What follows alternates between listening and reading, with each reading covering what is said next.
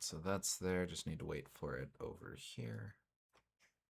Usually happens on its own, but I'll hit the button. Maybe it's a placebo refresh. Whatever. All right, looks like we're back in business. Hello, folks, and welcome back to our Sly Cooper series playthrough. It has been a while. Been about time. Not yet. That's a little later. Um, This is our first time doing the direct live stream of the Sly Cooper series, of our Sly Cooper game playthrough stuff directly to YouTube. So Yeah. it's a little bit old news at this point, but for the sake of things, in case there's someone who's only watching this through our YouTube uploads, um, some time ago we ran into some issues with Twitch. To make a long story short, we decided to give Twitch the old he-ho and switch over to directly streaming to YouTube. Yeah. We're still kind of adjusting to it. For the most part, we're there, but there's still a few odds and ends as we're getting used to things. So if there's some weirdness with how we're streaming or how we're coming across, by all means, sound off either in the live chat or in the comments of this video so that we can adjust it accordingly next time. I will say as well, we are experimenting with a new, shall we say, setup for this game, our first PlayStation 3 game that we are running through on stream. So if there's any weirdness for that, again, just please bear with us as we settle with that.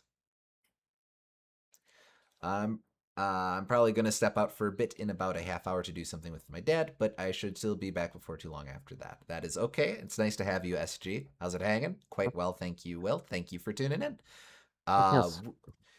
We are about to start our playthrough, so to speak, of PlayStation All-Stars Battle Royale, a name that I hate saying and hate typing even more. It was Sony's attempt at an answer to Nintendo's Super Smash Brothers, a crossover mascot platformer fighter featuring several of the most iconic characters from PlayStation history that up-and-comer developers SuperBot Entertainment could afford to license. Which means no Crash Bandicoot, no Lara Croft, no Final Fantasy characters. Mhm. Most of the ones that are like really popular didn't end up making the cut, unfortunately. Uh, this is a game that a lot of people, or a decent amount of people, are rather fond of it and will reflect on as, oh man, that was really fun. And I'm not going to knock people who really got into it. I'm not super fond of this game. There's some Uh, things that it does that I appreciate, but by and large, this isn't for me. But that being said, this is I agree with the sentiment that another one would be neat because this is very much the sort of thing that I think should get a second chance. Um, in yeah, the it also only has 20 characters. I just learned, which is kind of a bummer. Like this was after Brawl, which had 35 characters, Mhm. but even Melee had 26 characters. So, like, kind of oof. Now, hey Jared. Uh, Now technically with DLC, it does go up to 24 characters. I wasn't able to get DLC set up, so we're just dealing with the base roster, but that's okay. The main bummer there is that means we can't play as Cat from Gravity Rush, which I'm bummed about, but you know. And Um, hey, if they would have finished their DLC cycle, then we would have got a Melee's worth of characters. mhm. Indeed, indeed. Um, uh, with our Sega Saturn series that we've been doing on Tuesdays, I've done a lot of preamble for some of these games. I'm not going to take too long on this. This is a game that I've played before. Gooms, I believe I know you're not much of a PlayStation guy. I think you're aware of this game, but for the most part, you've never seen much gameplay of it or anything. I think I briefly looked into it once to see Parappa's moveset in regards to a Mercs model. Other than that, I have no exposure to this game whatsoever. Fair, fair.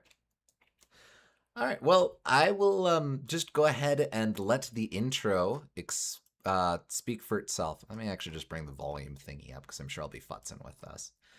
All right. I'm just going to let the intro speak for itself. There we go.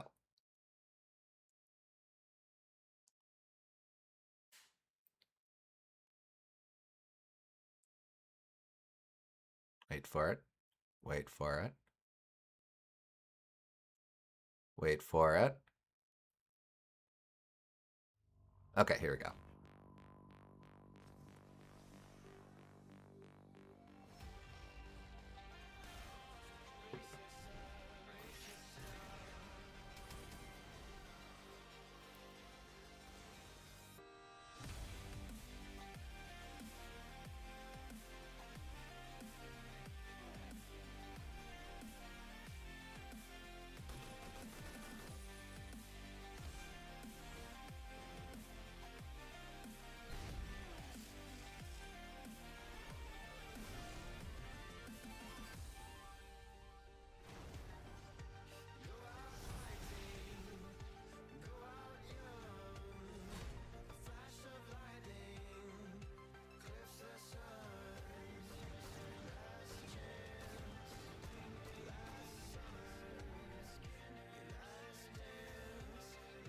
And the animation here's a sluggish pace. Yeah, I was thinking that as well. Well, they're maybe.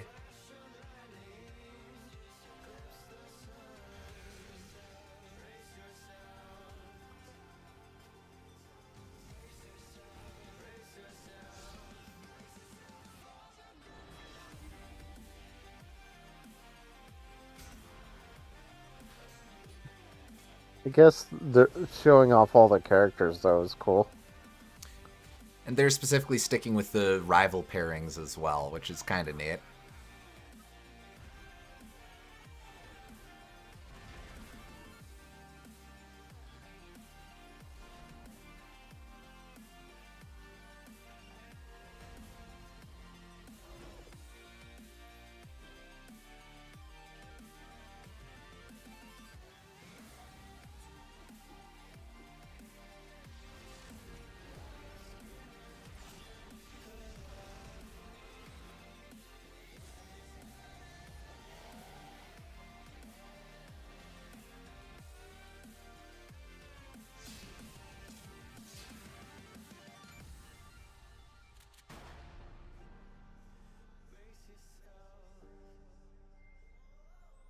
There we get everyone, and an ominous face. Ooh.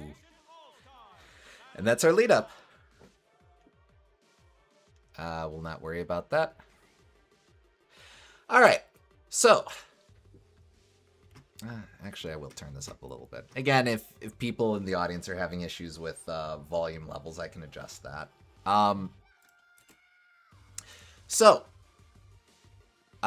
We got not a lot of options, but how do you want to do this? We can go directly into gameplay, or the game does provide character bios. We could read through those real quick just to clue us in on who the hell most of these guys are.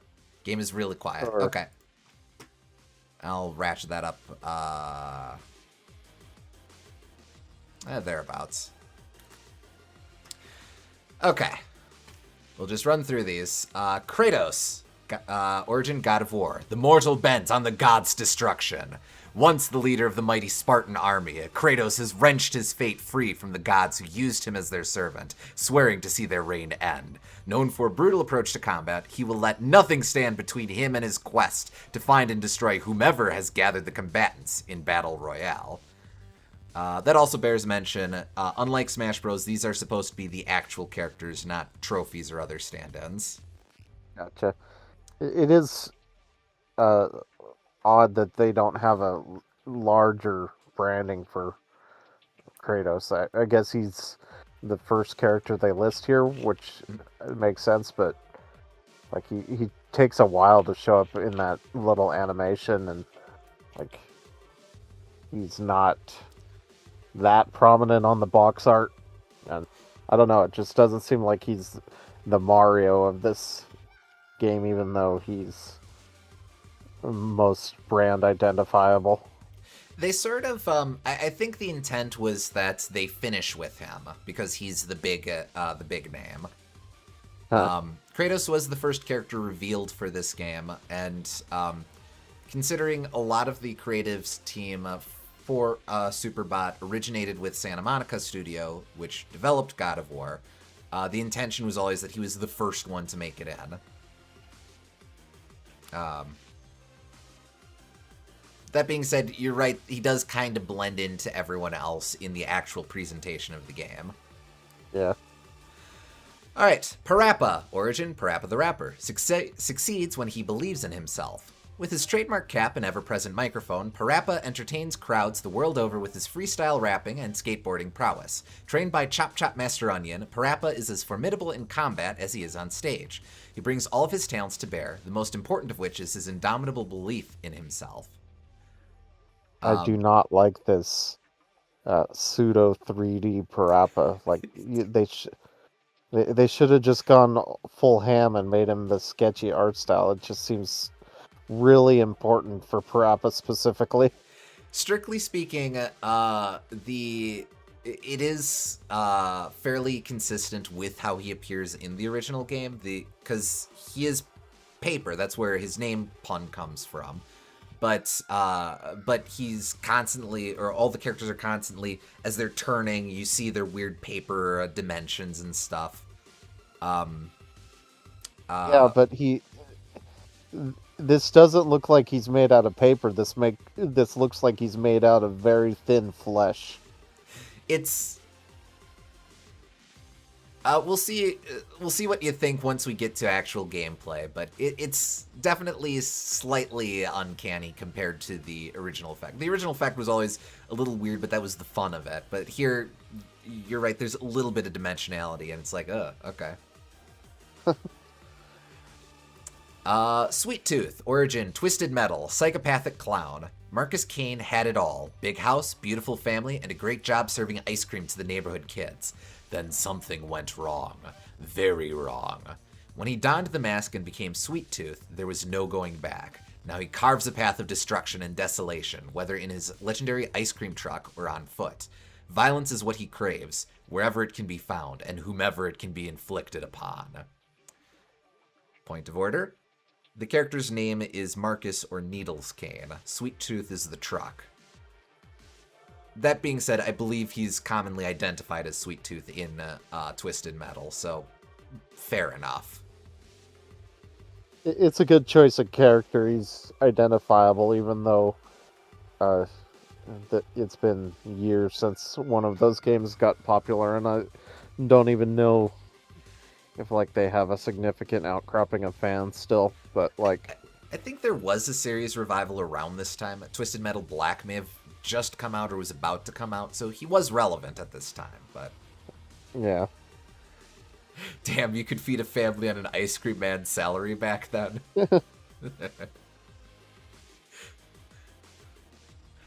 Maybe it was a 2-income household or something. Uh-huh. Fat Princess. Origin, Fat Princess. A beloved princess in search of cake. Revered by her subject in the kingdom of Titania, the princess's insatiable love of cake has led her, and her troops, to nearby kingdoms in search of the baked goods she craves. Her sweet nature should not be confused with a lack of fortitude, as she and her guards make short work of anyone who dares to stand between her and her prize. This character always makes me uncomfortable with her existence. I haven't played Fat Princess. I only know it by reputation. It's a capture the flag game where she is the flag. Yeah. You don't even play as her. Yeah. So it's an interesting choice, and I guess Fat Princess was relevant in the early PS3, so again, given that they were mostly limited to first-party characters, this would be a fair enough one to snag, but It's not a horrible choice, but I just think it's like it instantly dates this game knowing that she's in this. A little bit. Um, I have no idea what a modern iteration of Fat Princess would look like, but you'd think maybe she'd at least have a name or something. Well, the you could have the same concept and have her just be a really haughty princess that is carried around on her throne by all of her soldiers. Like, they don't need to have this whole element of her being too fat to be able to move on her own and going after cake. Like, that doesn't seem important. I mean, I kind of get the impression she's just kind of spoiled, but I don't know. Well, that's what I'm saying. You can have her be spoiled by just like have her sitting on a throne and have all of the peasants carry her around. Come to think of it, Like, that's what they do in Half Minute Hero, isn't it? uh, Uh, yeah, yes. Uh, in the Archer, I mean the Princess 300 or no, Princess 30. yeah, That's her whole yes, thing. yes, yeah. The shmup kind Mm-hmm. of mode. Yes, yeah. They could do something like that. Mm-hmm. Yeah. But Uh, let's see. Radek, origin, Killzone, vicious leader of the Helghast forces. Radek is a brilliant tactician who leads his troops from the front. His unwavering focus on victory at any cost has made the conquest of Helgen a formidable task for the ISA. He brings that same ruthlessness to personal combat, where he is the human personification of a shark, all of his training focused to a singular purpose, the destruction of his enemy. Um, whatever happened to Killzone? It was so huge for a while, and then it just jumped, dropped off the face of the earth. It feels like. it's also a series that I'm not very familiar with. Like you said, it was quite relevant for the PS3 and early PS4, but after that, I think it was just donezo. Uh, Um, Radek is the antagonist of 2, I believe. I don't think he shows up in any of the other ones. That also makes him one of the only villains to show up in this game, besides someone in the base roster and Zeus in one of the DLC sets. huh. What did you guys think of that Game Fest? I haven't been able to see a whole lot of the announcements. New Virtua Fighter looks cool. Is that the? That's not the Sony one, or was that another one? Um, no, they just released a trailer for it today, I believe. Um, No, I mean the Games Fest is that's not the Sony Games Fest, or is that was there another event after the one that was where they announced Rayman and all that? there was an event today that I believe just concluded like a half hour ago. All right, then no, I haven't seen it. Mhm. Nathan Drake, origin uncharted, world-traveling treasure hunter. A fortune seeker who claims to be a descendant of Sir Francis Drake, Nathan's adventures have taken him from the jungles of Borneo to the snowy plains of Nepal in search of the hidden treasures of the ancient world. A resourceful combatant, Drake has proved adept both in the use of weapons and in hand-to-hand combat, skills which have aided him immeasurably in overcoming those who would prevent him from reaching his prize. Very personal connection with me just because of Mercs exclusively, but he treated me very well, and I will forever salute him for that, much like he is doing in this image. Uncharted's a good series. Might be a fun Yeah, contender for series playthrough at some distant point in the future. We've got a bunch of stuff to run through before that, but yeah, I have I'd be played down for that. all, I guess, 6 of the games, and all of them are at worst good. So, Hmm. Snowy Peaks of Nepal. Oh, what did I say? Whatever.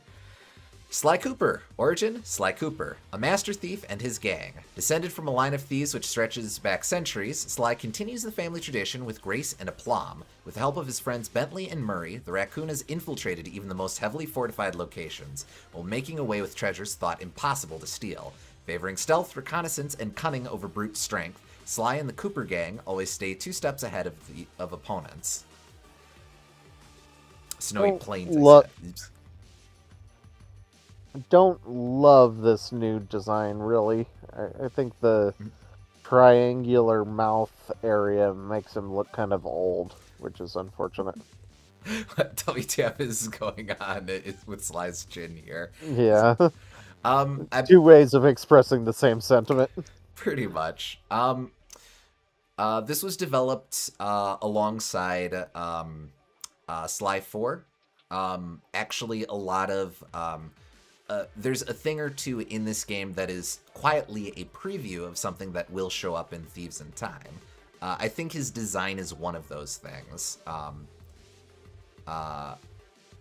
It definitely looks a bit better in Thieves in Time. Here, outside of that cel-shaded cartoony art style, or comic book art style, it just seems a bit weird. Compare his render to Drake's, or even Ratchet's. Yeah, Ratchet looks fine. On that note, Ratchet, Origin, Ratchet & Clank, intergalactic adventurers. Armed with a seemingly endless arsenal of spectacularly bizarre and outlandish weapons and gadgets, this mechanic and his robotic companion have found themselves saving the universe from a myriad of threats, across both space and time.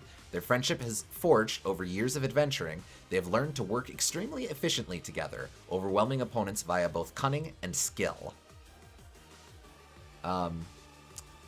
I've only played Ratchet and Clank 2, but I remember it being pretty decent. That's a series of the big 3 on the PS2. This is the one series that's kind of a blind spot for me. At some point, I'll run through these. Spoilers for Sly getting a chin extension in Thieves in Time. That reminds me I'm like halfway through Going Commando. I should finish that at some point. Indeed.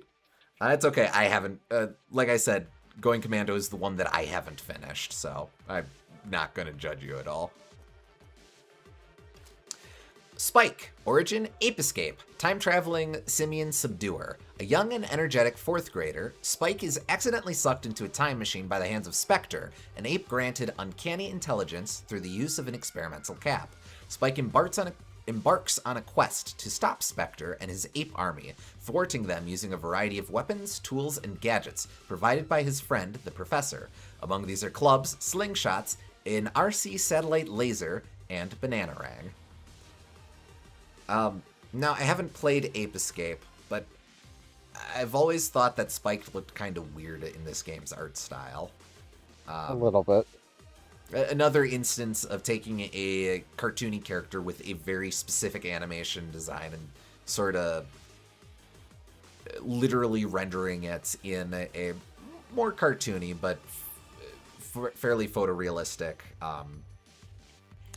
or juxtaposed with more photorealistic characters. It just seems particularly noticeable. It's almost like they're trying to do the Brawl thing where everyone looks realistic, but they still are keeping some of that cartooniness, so that, like, you end up with these... It looks like that hyper-realistic Mario face kind of thing. A little bit. Wait, there actually are 2 different Lightning guys. I was wondering why he showed up twice in the intro. I'll hold that thought for a sec. Ape Escape would be a great stream series, honestly. I wouldn't mind that. I'd be down for that. It's a fairly short series. There's like 3 main ones, a couple remakes, and a spin-off or 2 that might... so maybe if... again, we've got ideas for the next couple things we're doing, but maybe as a shorter one if we need one.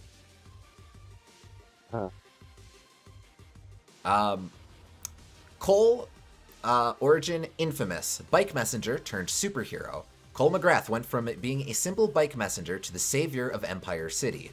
Given powers from an exploding ray sphere, Cole has the ability to store, control, and unleash electricity in a variety of powerful ways. The electricity running through his body gives Cole enhanced strength, agility, durability, and reflexes, as well as a fast healing factor.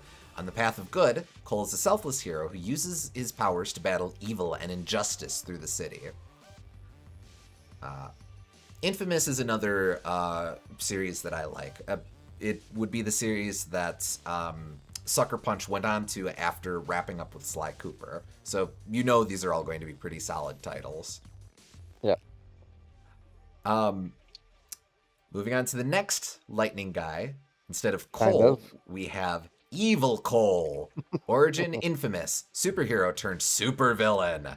Granted dangerous new abilities by the Ray Sphere, Cole is consumed by a thirst for more power, however it can be gained. His remorseless and single-minded path shapes his powers towards the sinister and destructive, turning him into a shell of his former self. Indeed, his increase in power comes at a cost to his opponents, as he sucks the life out of others to heal himself more quickly. Honestly, that makes a lot of sense, given what Infamous is its whole conceit. And you're afforded one evil Ryu in your game anyway, so, like, that's fair enough. But when you have such a limited roster anyway, it's like, these excuse characters start getting really feel more egregious. This roster has Daniel and Cooler Daniel energy, yes. But, yeah, like, you're absolutely right. From that perspective, Evil Cole is absolutely an evil Ryu, or I guess Violent Ken if you prefer, or Shadow Lady or whatever. But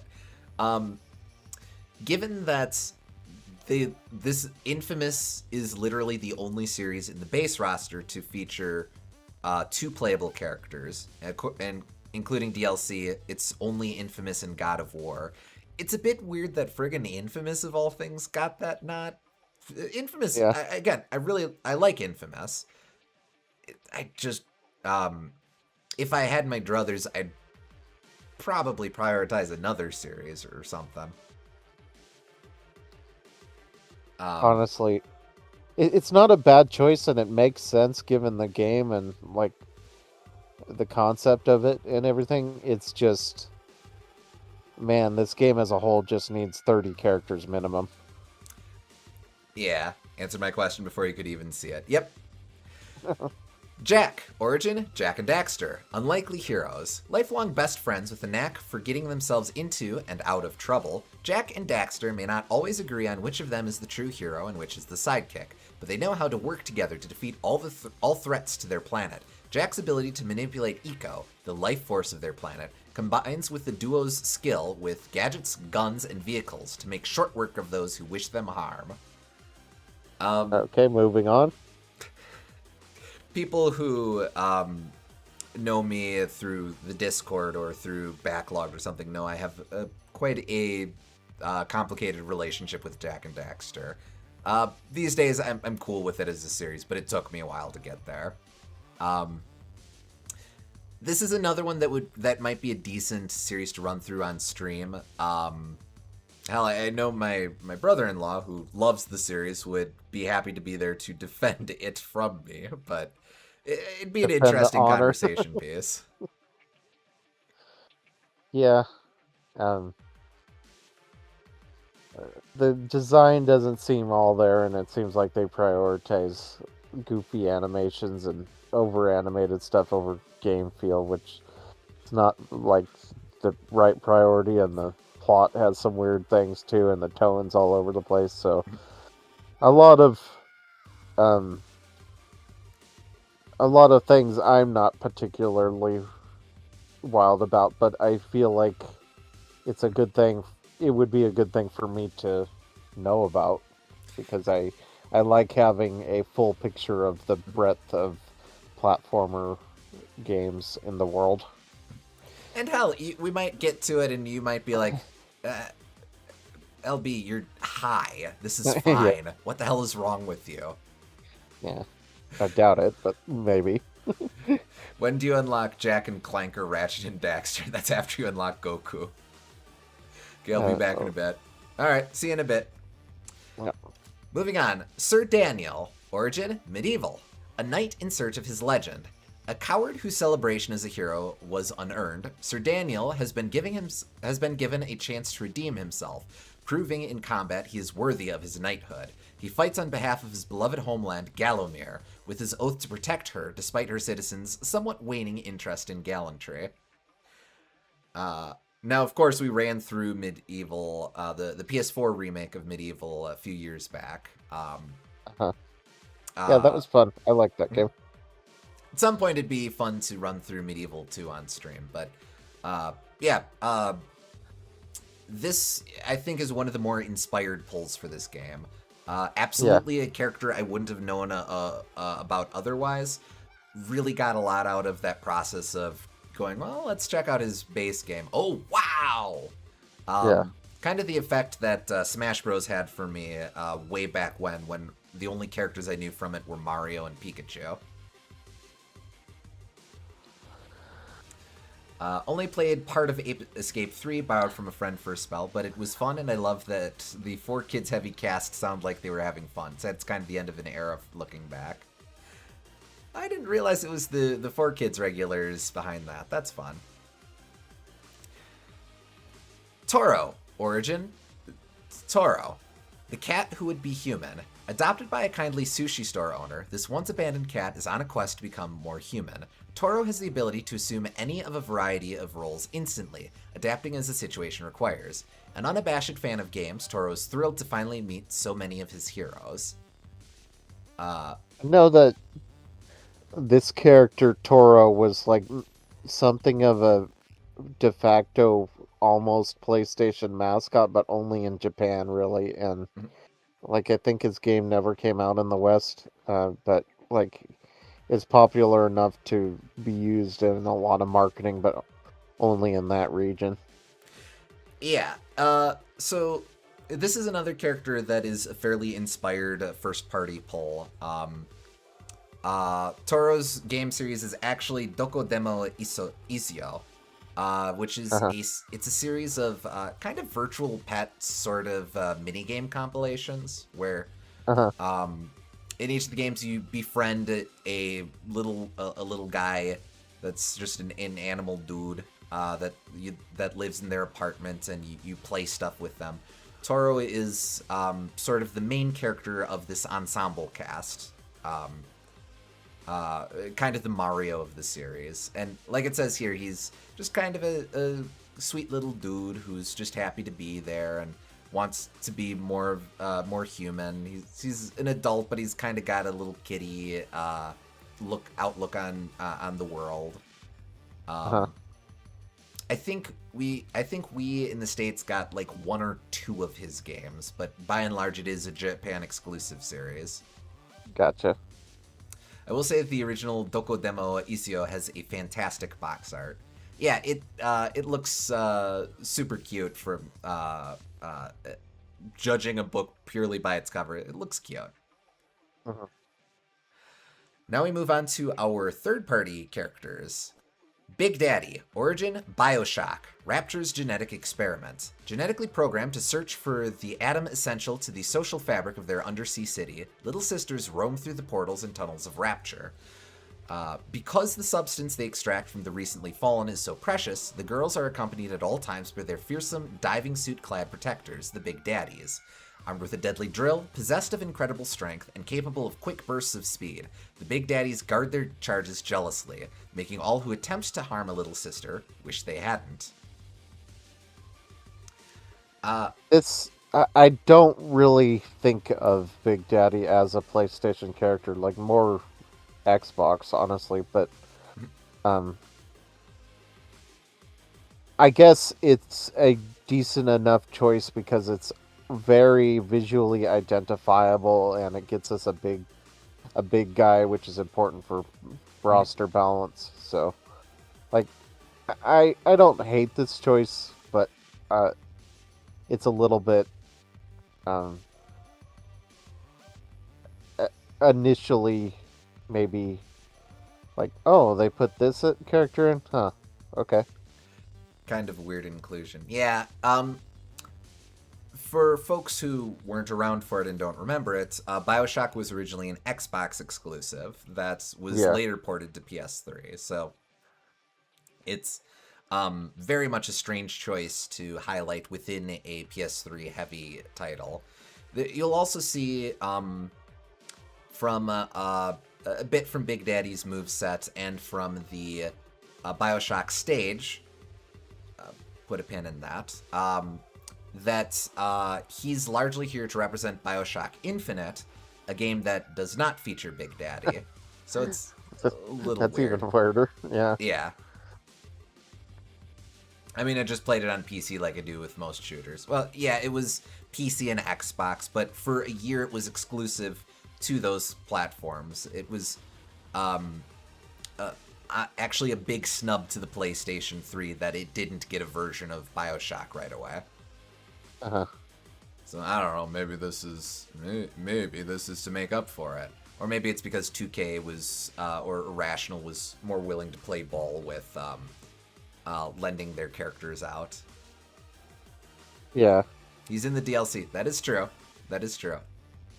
But this like, was the year before Infinite came out, so But like in terms of like you need a bunch of characters that look visually distinct in a game like this, and he does look visually distinct, and he fills a role as the big guy that none of them are filling. So like, it's maybe not the ideal. Well, I guess Fat Princess might be kind of filling that, but besides her, Fat Princess is a short little lady. but but yeah, it's maybe not like the perfect choice, but it's a good enough choice, I guess. All right. Dante, origin Devil May Cry, half angel, half demon. Inhabiting both the mortal and demon worlds, Dante harnesses superhuman powers granted by his demonic heritage to battle supernatural forces which threaten mankind. As stylish as he is dangerous, Dante uses a plethora of weapons, including his twin handguns, Ebony and Ivory. This is, of course, indeed, this is, of course, the DMC Devil May Cry version of Dante. As if Fat Princess wasn't dating this game enough. Yes. This came out at precisely the only time when this version of the character would be relevant.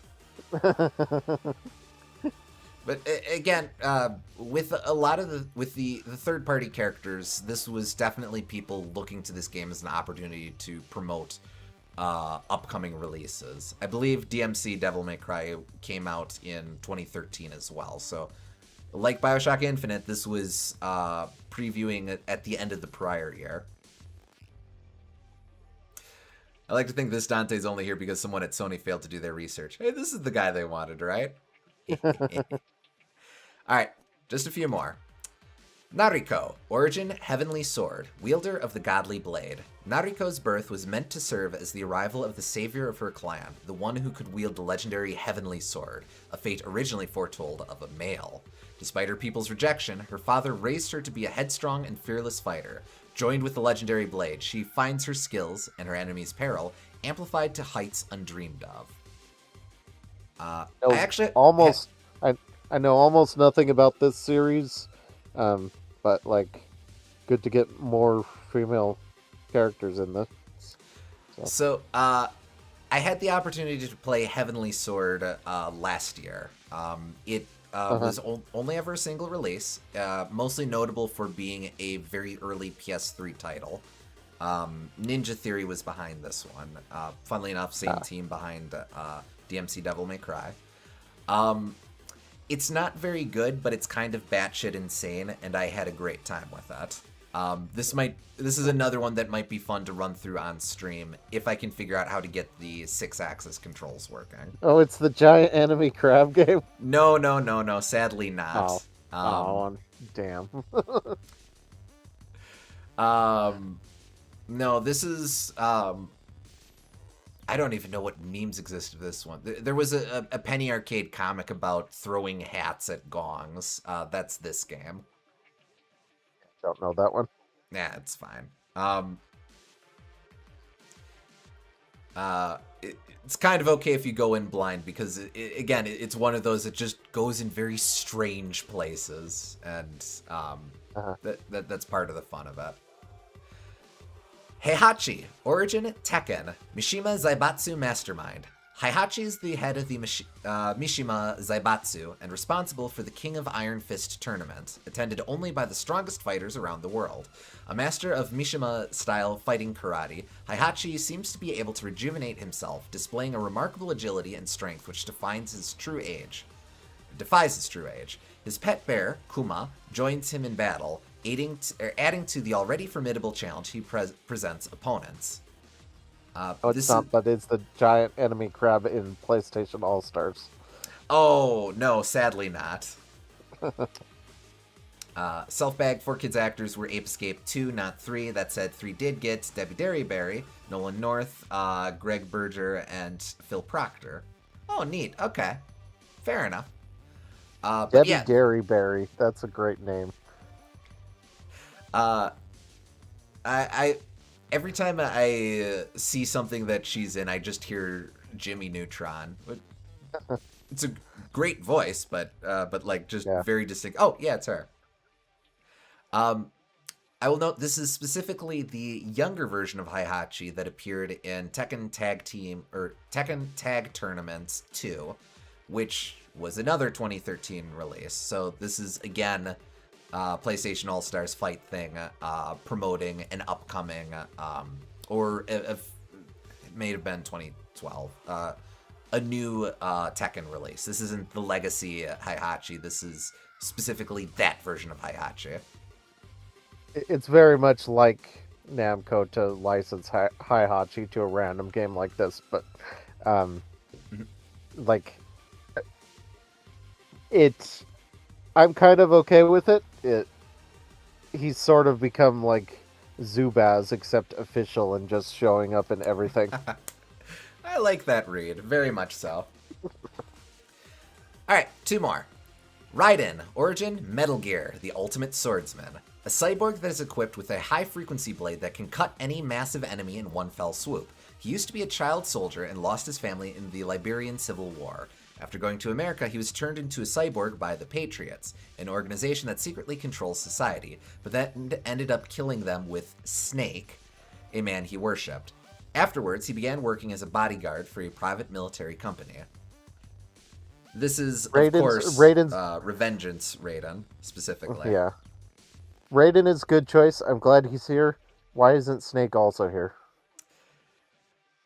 Because Revengeance was also a 2013 release, and but Konami had something to prioritize here. But Metal Gear Solid 4 was still on sale. Like, I actually think that it might have been a key snub to avoid overlap with Smash Bros. As well. Probably, but like, you still gotta have that. It just makes Raiden look like, oh yeah, you get this guy. MGS4 Raiden specifically, MGR didn't come out till 2013.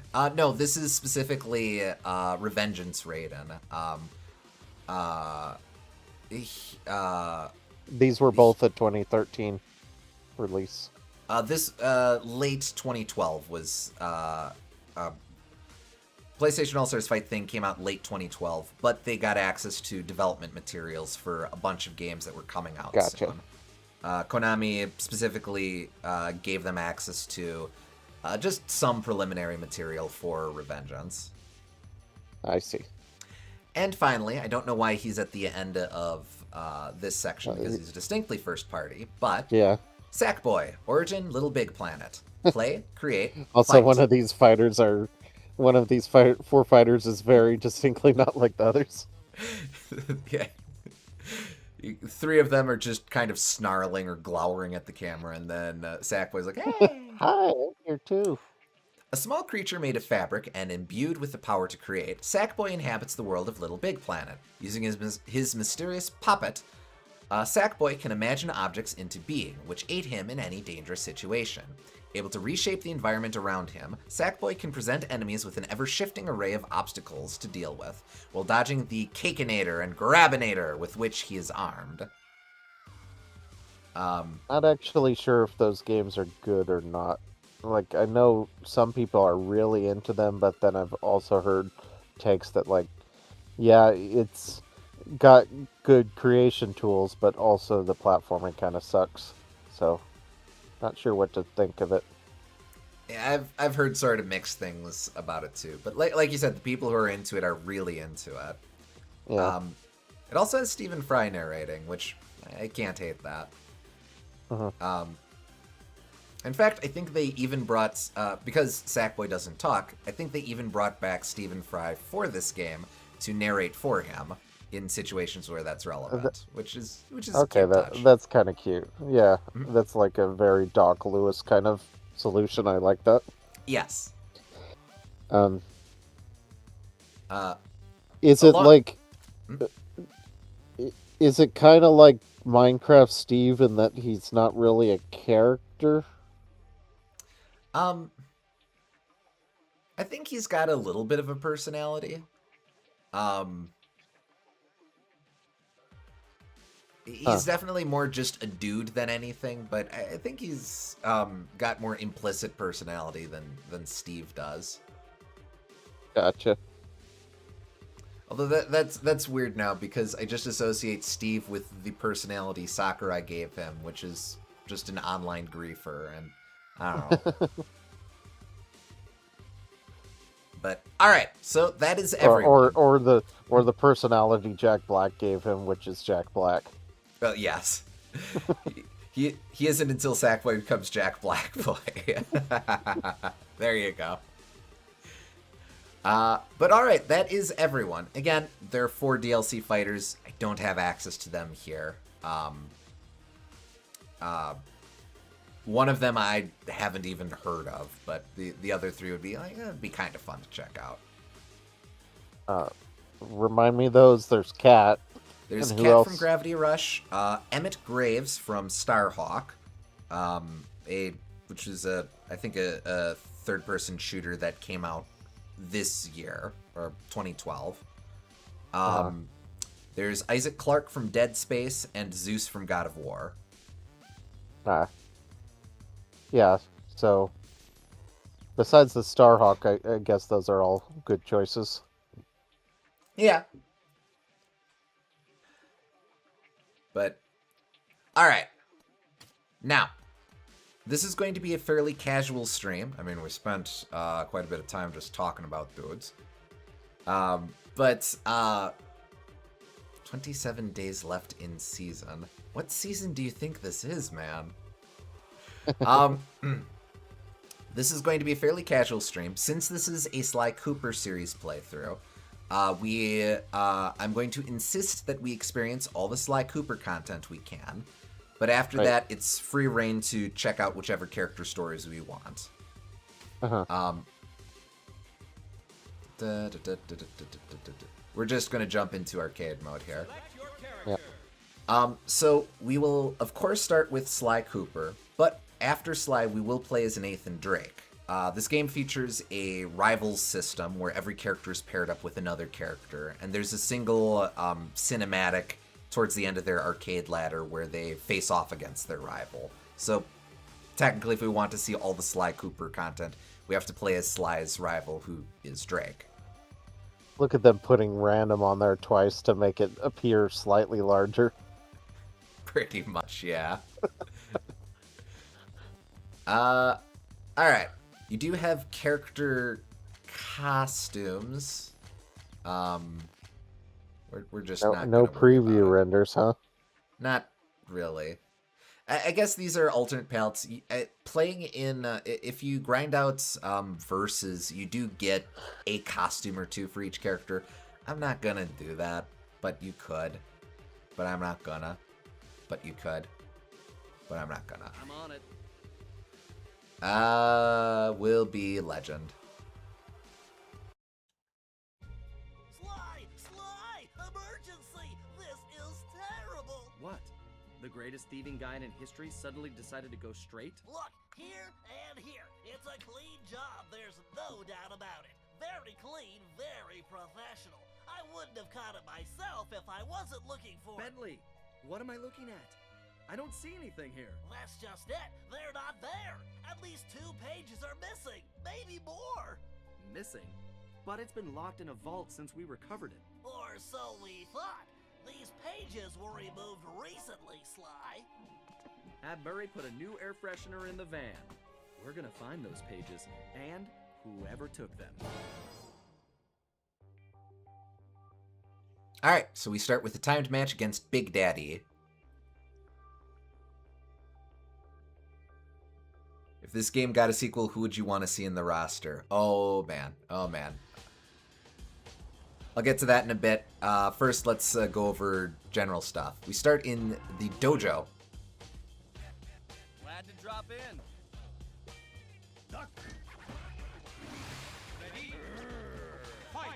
Okay, so we got jump, we've got attack button 1, attack button 2, and attack button 3.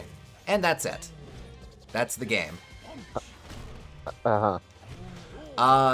You will note there's no health meter. That's because the only way you can get points is by KOing with supers.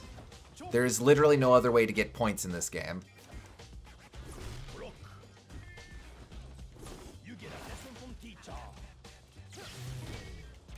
Does it have like directional attacks like Smash? Yes. Alright, I got my super. I can now hit R2 to use it. Hold on. Here. Oh, okay. Alright, well, go over here. There we go. Sly's level 1 super summons Murray. I had knocked out Big Daddy, so there we go. Now we have to do this for 2 more minutes. Do you get more points by using a higher level super, or is it just easier to hit them with it? It's a little easier, it lasts a bit longer, and more useful in multiplayer. Also, the other big gimmick to this game is that stages do not represent one series, but multiple. So in this case, this is a Sly Cooper, or no, this is a Parappa the Rapper stage, but then there's a big ol', I believe that's a Metal Gear in the back. Is that Excelsius? Huh.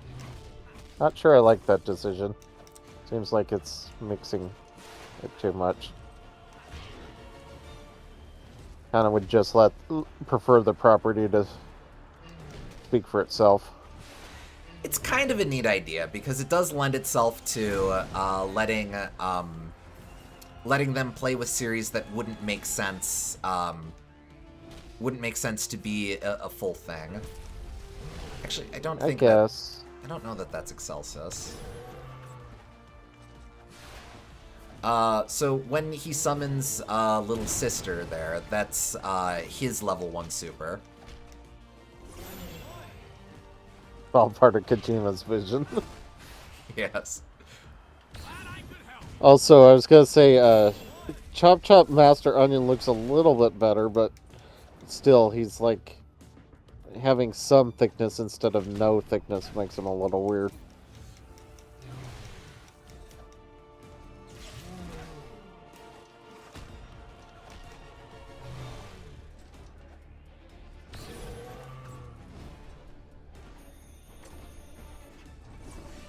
And there we go. Chop Chop Master Onion takes the battle head on.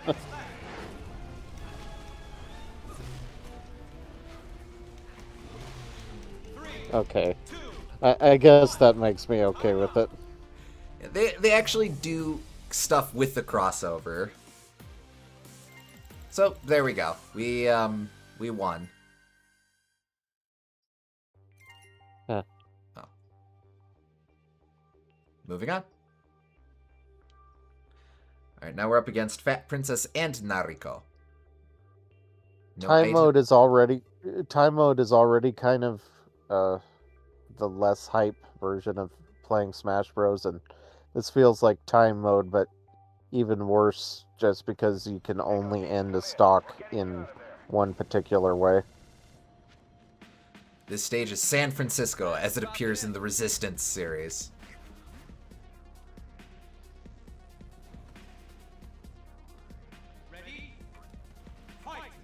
I mean, this is infinitely cooler than Stage Morph and Smash Ultimate, I guess, but like, Just wait till you see the Ape Escape stage. You can do that with any any two stages, so it's just these are predefined mixtures, so not really fair.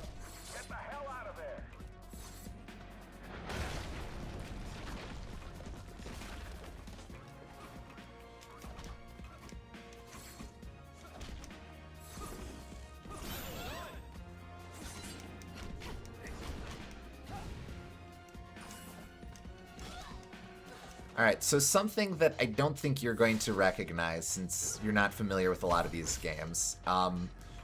When the stage invasion crossover stuff starts to happen, the soundtrack changes from a song from the base game to a song from the cameo game. Yeah, I kind of noticed that with the last one. Mhm. I noticed that the music was changing and it seemed more Metal Gear Solid E. Yeah. Alright, we got Sly's level 2. Let's see what we get with this. Sly gets his jetpack from the time, I guess from the Clockwork fight. Huh. Also, Fat Princess is distinctly very mobile, which seems against the point of the character. And now... And Not- here's not that Nefarious. Not that I loved the point of the character, but, you know.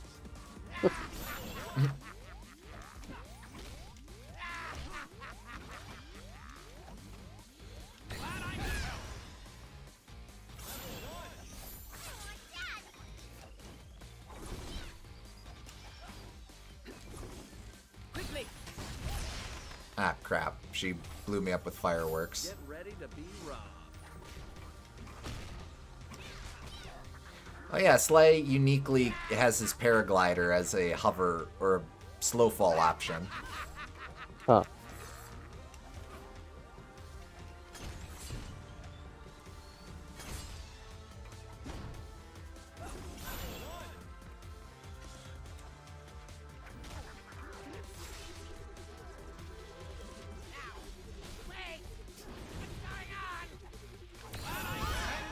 I'm There we trying to go. think of a time when that glider would come in handy when you're working in this system of only supers count. It...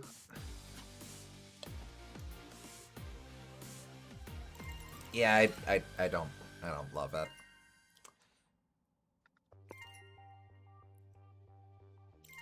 Oh, yeah, and as you play as each character, you unlock, like, animations and other visual odds and ends for them. Uh-huh. Timed 3 for all, against 3 opponents, I guess. Items are on this time, so we get to see some of the items they chose for this. Are you ready to see Okay. items? As ready as I'll ever be. Blackrock Stadium from Twisted Metal. Glad to drop in.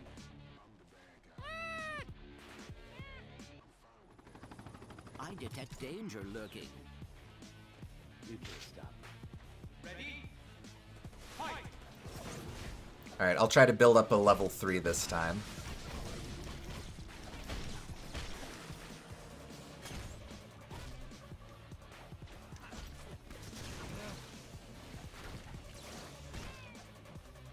So wait, do items just build meter too? Yes. Huh. That is odd.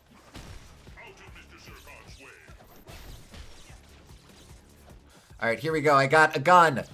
Gun! Gun! I did gun thing. Okay, now it's gone.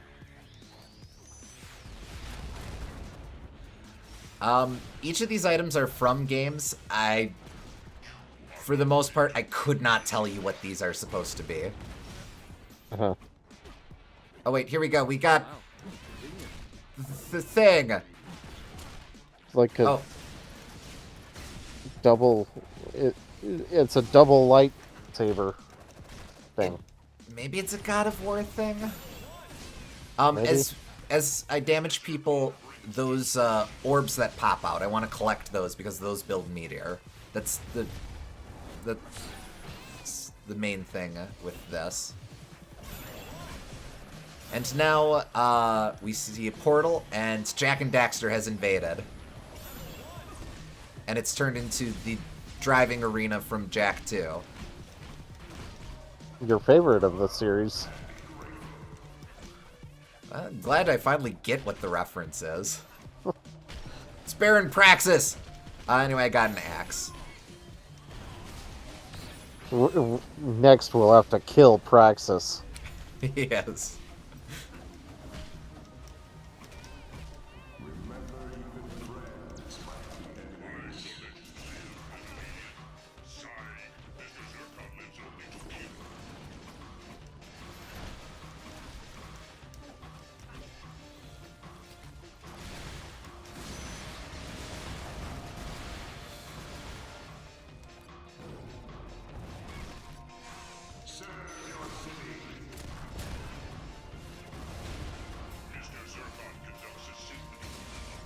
Again, I do think it's kind of fun that they try to do some storytelling with the crossover stuff. Like, now you've got the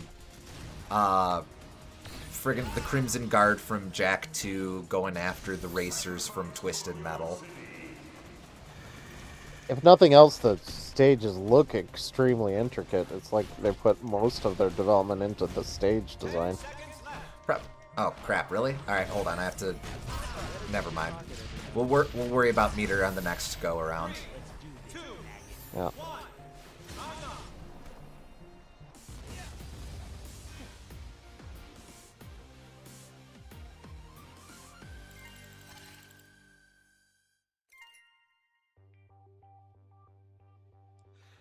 PlayStation deserves another crack at crossover games. I feel that, yeah. Alright, now for realsies, I'll try to build up to a level 3.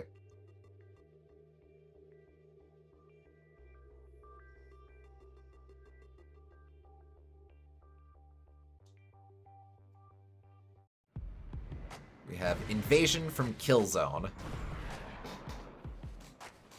Glad to drop in. Prepare to die. Time to jam. Yeah, he looks even worse now. Ready? Fair. Fight.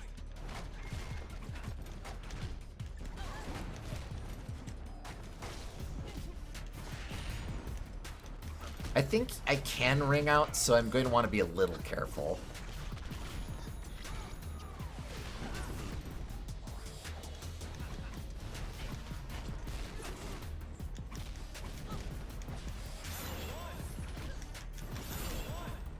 Cool. I think these shoes are from God of War.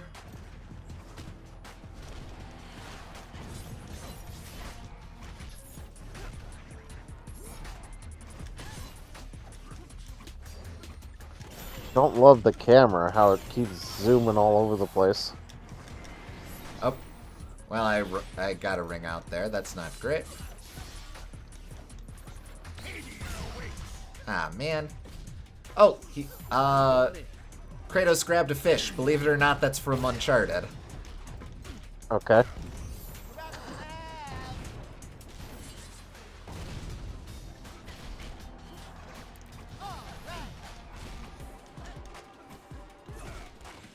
And suddenly, there are an awful lot of peepo monkeys here. I'm noticing a trend where they do like semi-serious franchise mixed with a very cartoony series. Cool. They definitely take the opportunity to play with contrasts. Yeah. The sturgeon, which is not the species of fish, but they call it that anyway, is basically this game's home run bat. Uh-huh. So, interesting choice. Alright, almost got it. Come on. Here we go, level 3. Okay, wait, hold on. There we go. Oh, what? Ah, darn it. I lost meter and was denied my level 3. It's okay, we'll try again.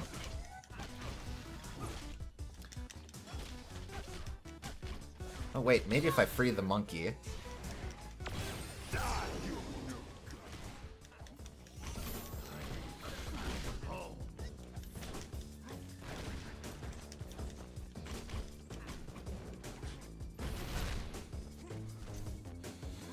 I have to go for it. But capturing the monkeys is the point of ape escape. The apes have escaped. Yeah, I know.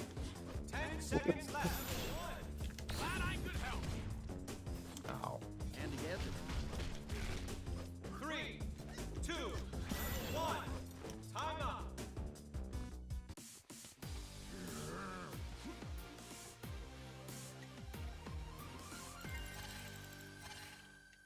That was a legendary victory. I guess. Alright, we move on to stocks. I kind of like the idea of showing the 3 losers before showing the winner. That's a cool touch. Like, it has build up to it. Yeah, I can feel that, yeah.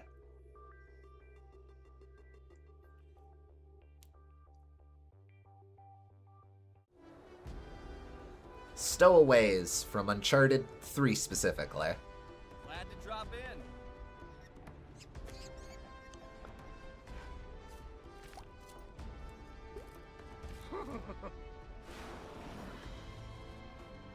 Ready?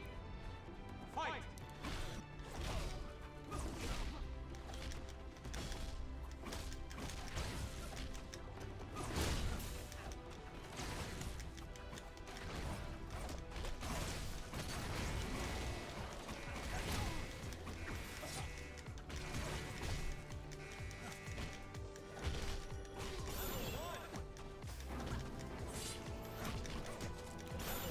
But yeah, you said it was like the fish was like the home run bat. How can there really be a home run bat if you can only effectively get a KO with your super?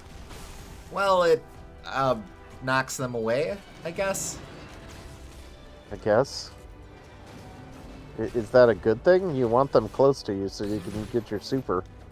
Uh, This is a piece of cake compared to Spectre.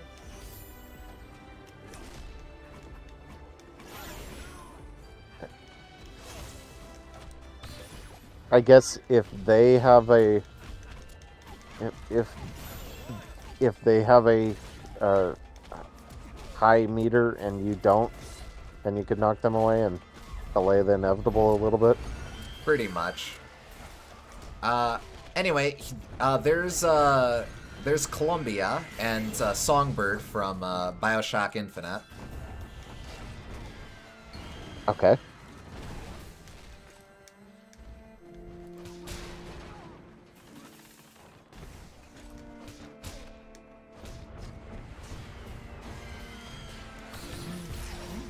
Up.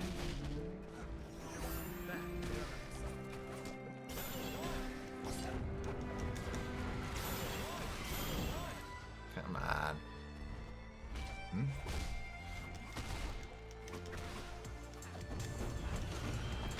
What is that infinity barrel thing? Hold that thought. Level 3. Okay. Focus on as many targets as possible. Oh, it's the old Snake Final Smash. Yes. Except you just take the pictures and that's it, donezo. Also, it's Gotcha. not 3 stock, it's first to 3. Ah. Infinity Shield, I don't know. In a lot of these instances, I'm just kind of going to assume it's a thing from God of War. But, I don't know. Actually, there is a list of all the items. I'll send it to you a little bit later so we can cross-reference stuff. Okay.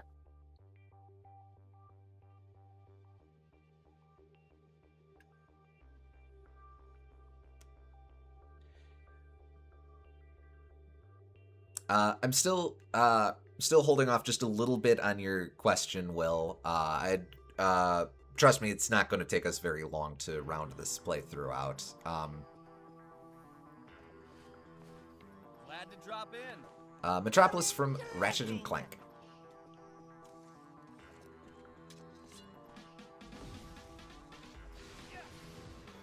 Ready? Fight!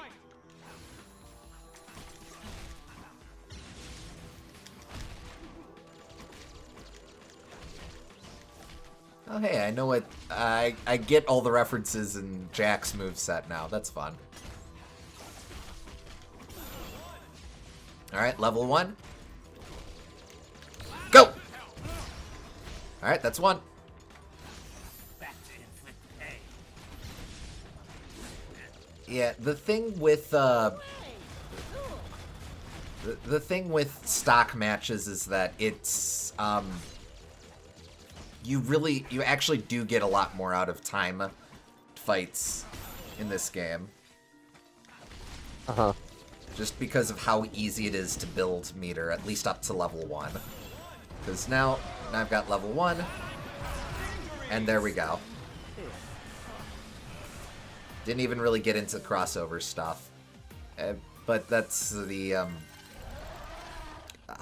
Kraken, I think, or the Sea Serpent from God of War. They would have, if they played this competitively, I guess they would have to like do stock, but have it be first to 10 or something. I don't even know what this game's competitive scene looked like. But It pretty probably much, barely yeah. existed. But Oh, okay, here we go, here we go.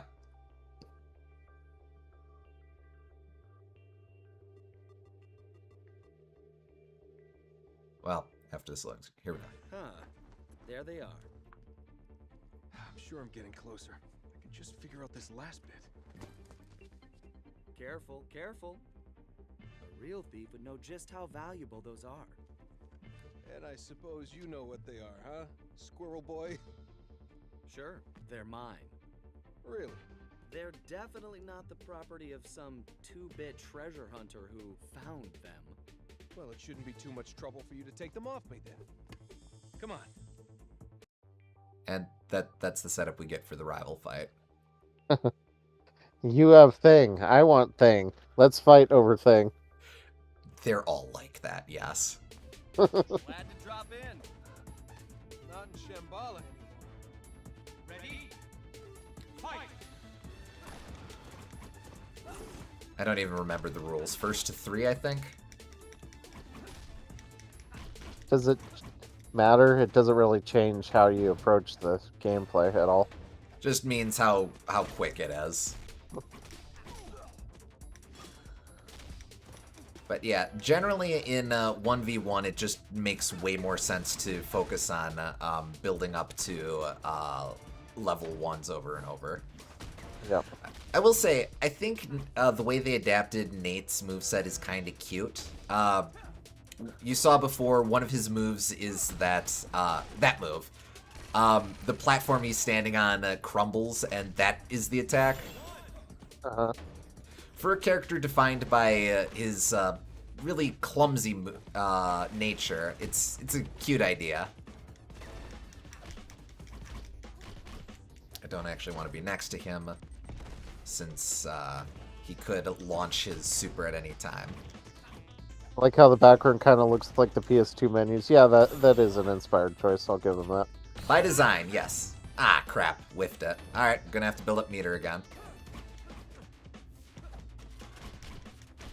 Actually, with Sly, it might be a little quicker to build up to the level 2.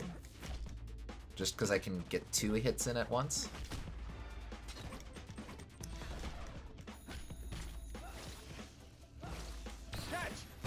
Oh, crap. Gonna hurt you. Walk in the park. Oh, right. Taunts. Maybe not the best timing. No. But...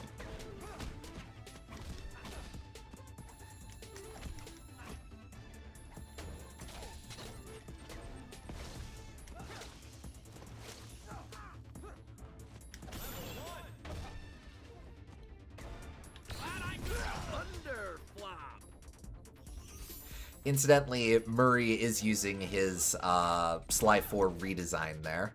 little hard to see since he moves so quick, but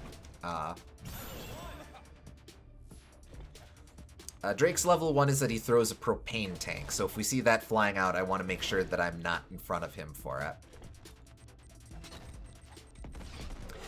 I do like that they've retained the essence of Uncharted being a cover shooter. Yes.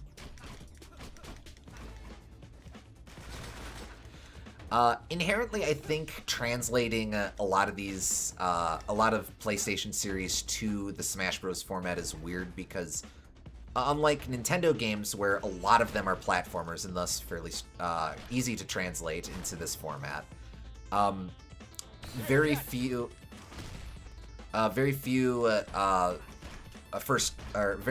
PlayStation titles are 2D platformers, so it requires a lot of creative thought in order to actually get them there. I'll build up to my level 2 so I can try and get for double. And even then, it feels like they really tried to lean as hard onto the cartoony characters as they could. Mm-hmm. Like, I'm not blaming them for it at all, but these don't feel like super representative of PlayStation as a company just because they or Sony as a company because they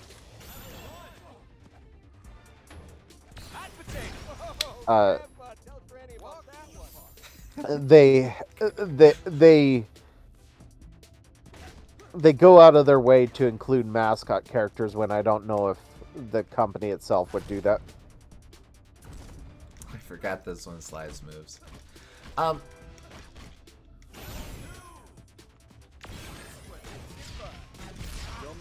come on. Come on.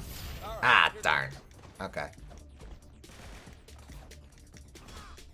Like a good, I'd say over half of the roster feels cartoony, or at least about half of that, and I definitely wouldn't say that half of the brand as a company is cartoony.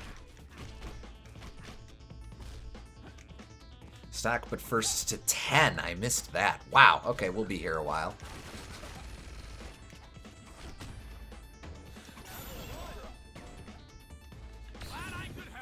Okay. Now might be a good time to discuss our choices for a roster pick. For roster picks. Again, I know you're not a big PlayStation guy, but given the idea of just the premise of doing a Sony crossover fighter, who are you thinking?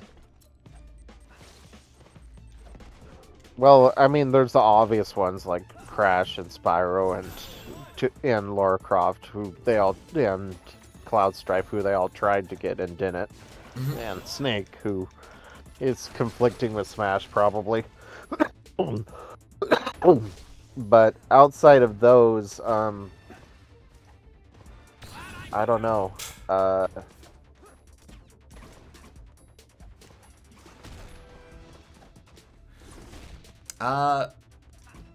These days you could definitely do a Persona character. Yeah. I don't know that Persona would have made sense at this time since it was not quite as megaton of a series. My heart says Aegis would have been fun as a pick for this, but like these days it'd be, well, Joker if you're including overlap with Smash. Otherwise, probably still Aegis, honestly. Yeah, that would make sense.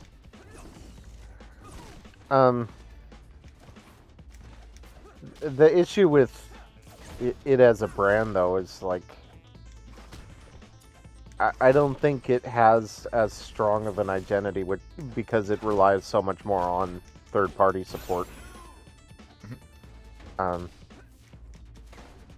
So I don't know if there's like huge names that feel missing. I would like more villains, like they could get Spectre in there from Ape Escape very easily. Spectre would be fun. What other villains? Not happening.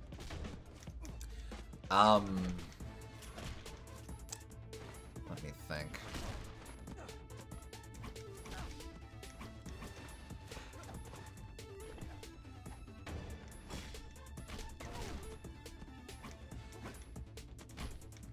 She's not a villain, but Carmelita would be fun. If we're going the route of doubling up on series, she serves kind of an antagonistic role just because of who we're playing as. Yeah. It'd probably make the most sense because I think, like, any of the actual villains wouldn't really fit well. Maybe Mugshot, I guess, but he's such a random character for that. Yeah.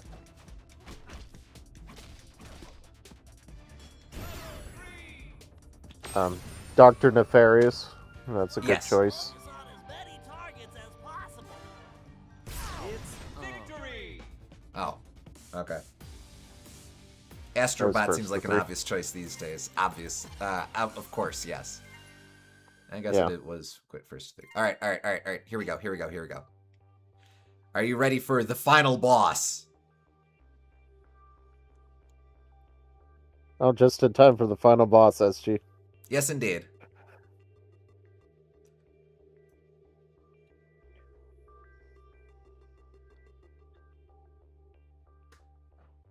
So this is a super inspired pick. Not the arena, but the character. I consider this a role-playing game. Today you'll be playing the part of the pinata. Ready? Polygon Man. Polygon Man was a character introduced for, he was a character that Sony of America pitched as a mascot for the PlayStation early on. He appeared in a couple magazine ads right at the beginning. Then Sony of Japan got wind of him and realized, wait, what the hell? We don't like this guy. Stop that. I like that kind of a Oswald jealousy over Oswald the Lucky Rabbit jealousy of over not getting his time in the sun sort of feel. Pretty much, yeah. But that line he said, I consider this a role-playing game. Today you'll be playing the role of a pinata, was actually one of his quotes from one of those magazine ads.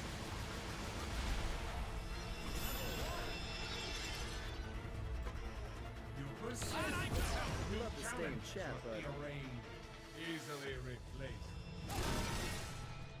So now I just beat him up.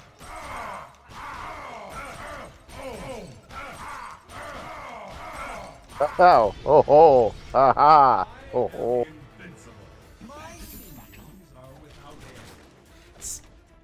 I will say it's not a very interesting boss fight, but they tried. Yeah. It's mostly just fighting the same characters. Yes, while he taunts and occasionally summons stage hazards. Yeah.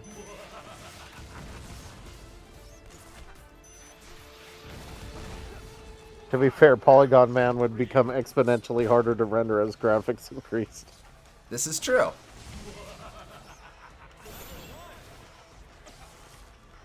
Let's build up to level 2 so we can get these both at once. Actually, no, wait. Let's get them, just line them up next to one another.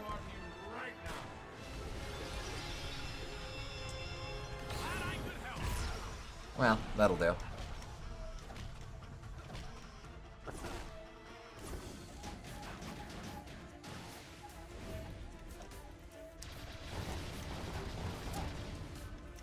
Oh, gotta collect my jujubes.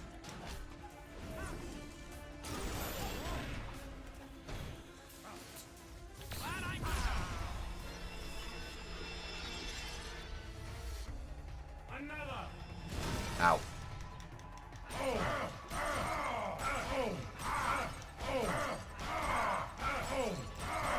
Feel like the game's still quiet? Oh, okay, hold up. Okay. If it's still quiet, I can adjust stuff as well. Never again. I cannot lose.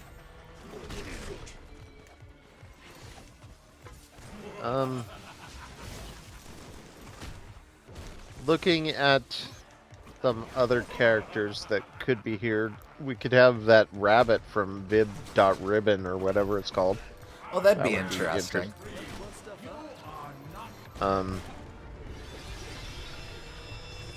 We could have let's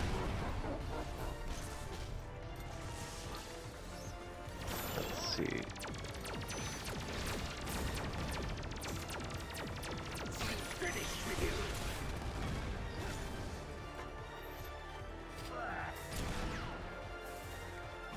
We could have Unjam or Lammy since we have Parappa the Rapper there too.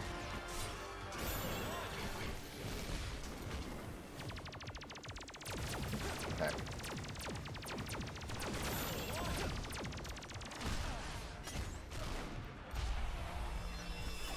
Oh no, he's a Nintendo Hands boss now. Yep.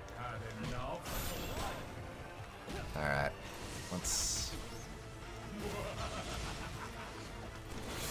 Hell. Oh yeah, there was that orb from Loco Roco. That's identifiable. In fact, Loco Roco is referenced in this game under one of the stages, so not that far off.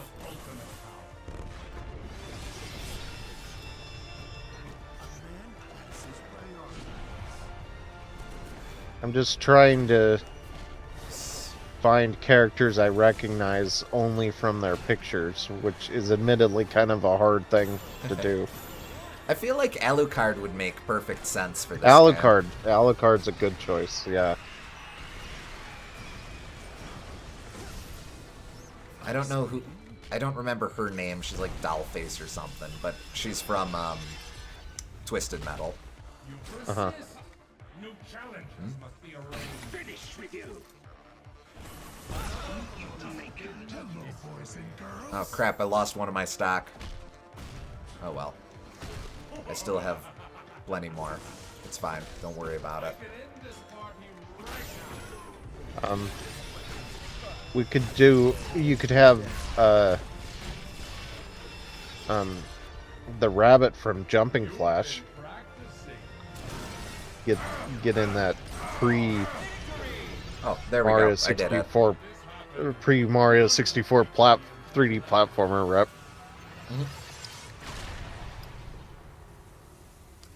So we defeated Polygon Man, and we got the ultimate power. You know, Polygon Man does look a lot like Knack. Knack should be in there. Put in Knack. I don't think Knack existed yet at this point, but these days, sure. We finished Sly's story. We got some icons. And we closed the chapter, and we it's a background, and it's the Rank up. another who cares? Whatever. Your extra rank. What a score! What a lunatic risk! Do you have any idea how many times we almost bought? I don't like Murray's eyes. Times we didn't. What a team! You guys were dynamite. It's true. Our awesomeness did explode like dynamite in their fat faces. I don't know if those eyes... A few moves out there. Bentley looks almost exactly the same, though. Which is good. These are the redesigns for Sly 3 or Sly 4, but Bentley's is my favorite because it's barely changed. Whoa, check out this speed. I can get us there by midnight. Buckle up, Broncos. The van's running hot. and that is game. A very special thank you to all the PlayStation trademark copyright symbol fans. And here are the credits. Alright, I got a roster currently in progress. Want me to send it to you? By all means. Sure.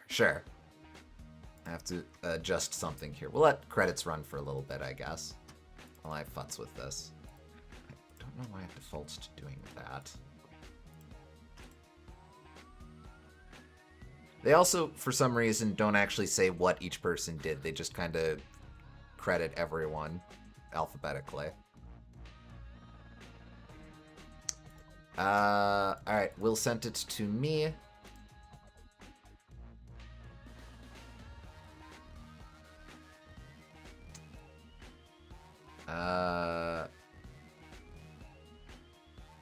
Oh, wow, you've been working on this just now. Nice. Gooms, I'm going to send this to you. The link does work well, thank you. Gooms, I'm going to send this to you so that you can read through this. Okay. Because I'm sure we'll be chipping away at this here and there. Game still sounds quiet to me. I can, yep. How's that? Well, actually, it's a little quiet here. The link doesn't work for me. Oh, okay. That's okay. I see it. Alright, no worries. I can read these off then. Let's see. We've got Kratos from God of War. Atreus from modern God of War. Nathan Drake from Uncharted. Joel from Last of Us. Aloy from Horizon Zero Dawn. Aloy would absolutely make this sort of roster these days. Surprised I blanked on her. Lara Croft from original Tomb Raider. Snake from Metal Gear Solid. Raiden from Revengeance. Sam Bridges from Death Stranding. It makes sense. Amaterasu from Okami. That would make sense, actually, yeah. That's right. That was originally a PlayStation 2 release, so. Yep. Cole McGrath from Infamous. Jin Sakai from Ghost of Tsushima, of course. Another fairly logical one. The Slayer of Demons from Demon Souls. The Hunter from Bloodborne. Soulsborne makes sense. Cat, of course, from Gravity Rush. Richter from Rondo of Blood. I suppose Rondo is technically a PlayStation exclusive in its most modern incarnation, so that makes sense. Even if it's not, Richter is very important to Symphony of the Night too. So I think that's fair enough. On that note, Alucard from Symphony of the Night. Yeah. Dante from Devil May Cry. Virgil from DMC3. Makes sense. Wander from Shadow of the Colossus. Interesting. Oh, that's a good choice, yeah. Astrobot, of course. Sackboy. Couple obvious ones. Crash from Crash Bandicoot. Spyro the Dragon. Spike from Ape Escape. We've, of course, got our PS2 trio of Sly, Ratchet and Clank, and Jak and Daxter. Sly feels a little uneven there, but they're actually crediting all the property holders too. That's nice. A Hideo Kojima production. Rayman makes sense. Yeah. Rayman's weird because it was originally a game for the Jaguar of all things, but it got its first most popular release on the PS1, and then it was on everything.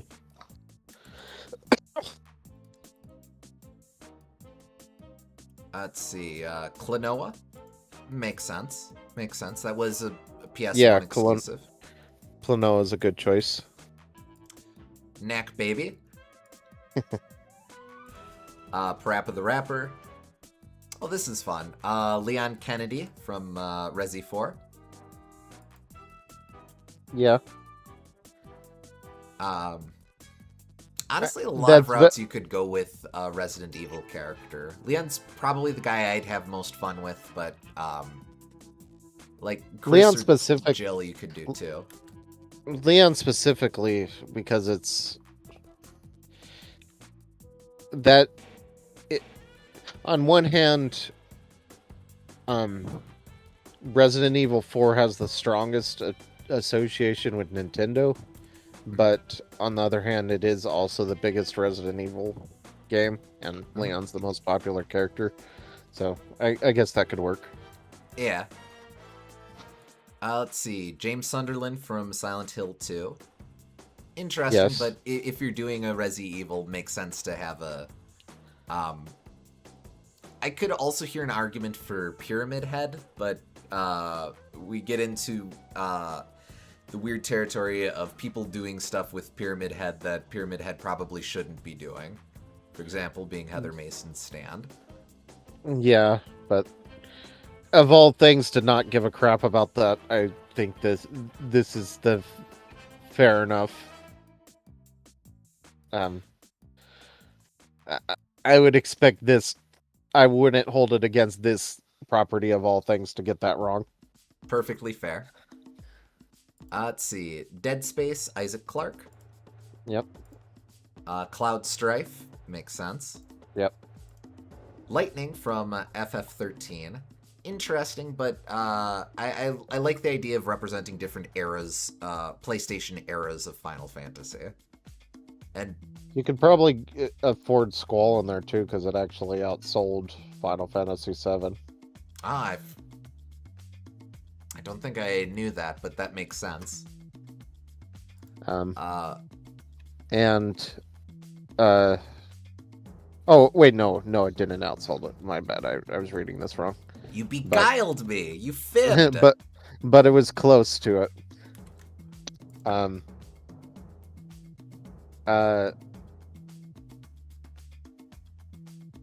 But by that extension, you could also do like Sora in there. Well, in point of fact, we do have Sora in here. Okay. Also, Clive from Final Fantasy 16. Aya Brea from Parasite Eve.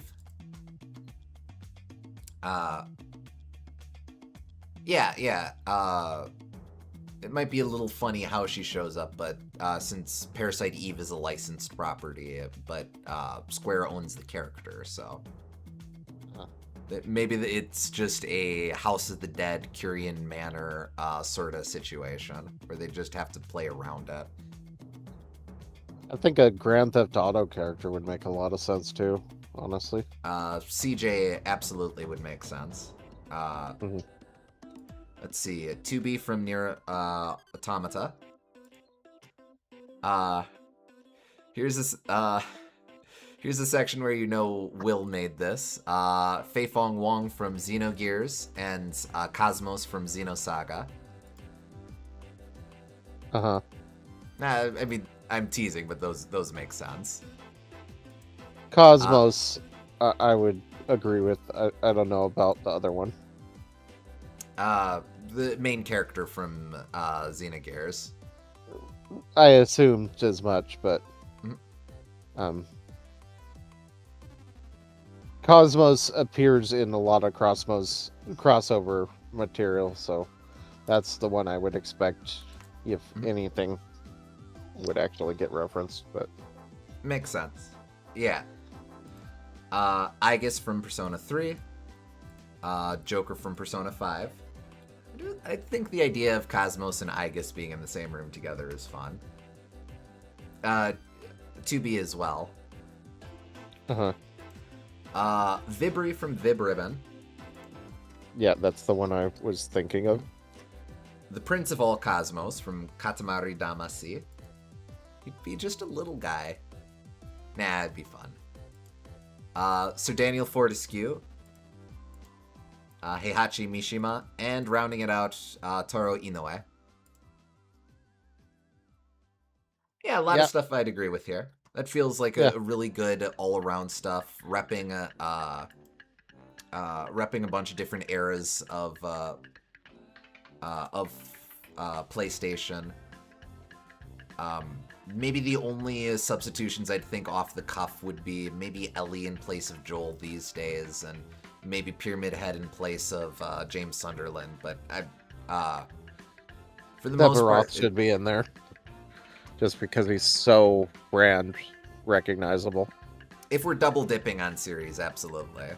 Yeah. Or single releases, absolutely. Not much more of a little guy than Olimar. This is true. Apparently, Playtonic announced a kart racer for ukulele today at the Summer Jeff Keighley show. I almost want to see King of All Cosmos. Of course, he is far beyond the power level, of course, but that hasn't stopped Smash Bros. Before, and is this looped? Oh, okay, here we go. and he could do a lot more wacky things than the Prince would be able to do. Maybe a Joel Ellie dual fighter. That could work.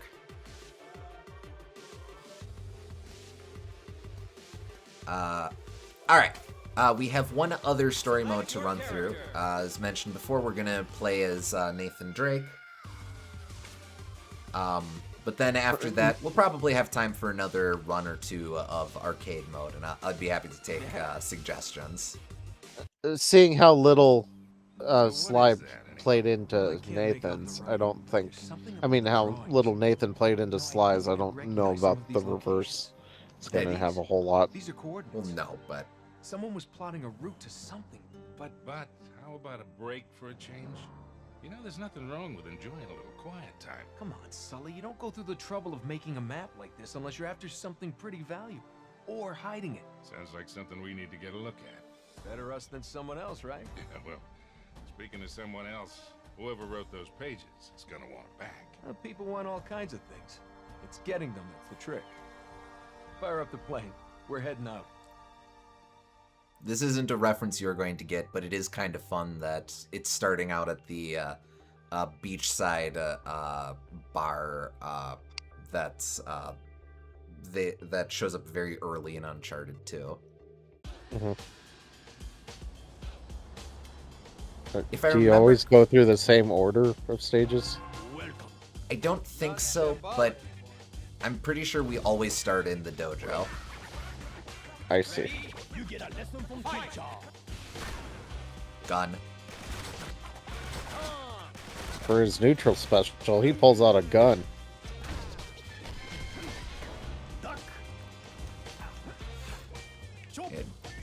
Nate's a little more straightforward to control. Hot potato! No, not like that.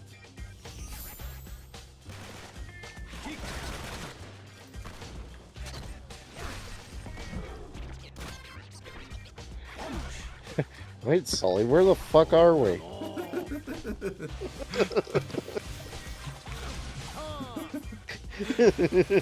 Yeah, weirdly, no one ever seems thrown by all the weird worlds that they actually appear in with this.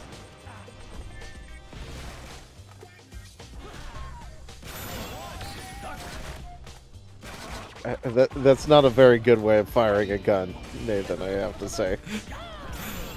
I mean, it's Nathan Drake.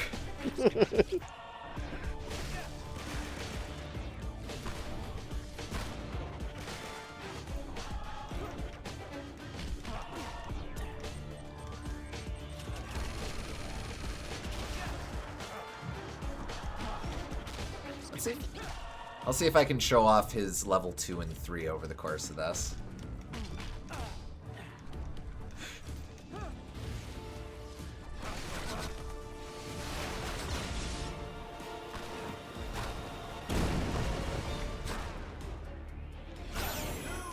Alright, level 2. That's what I'm talking about. I'm ready. Oh yeah, if I remember correctly, Nate's moveset is specifically based around Uncharted 1 specifically. Again, I know you're not going to get the specifics of that, but I believe that's specifically one of the pillars that shows up in one of the temple areas of the first game. Later, Uh-huh.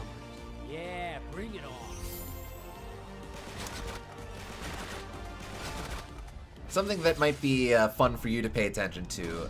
Cole's voice actor in Infamous 2, which both versions of him have retained here, is the same voice actor as Ellis from Left 4 Dead.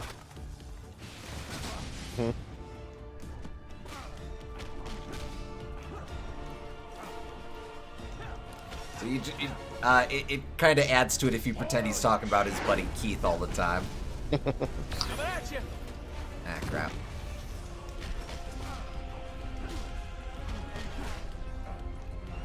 I was pretty sure I still got this though. 10 seconds left.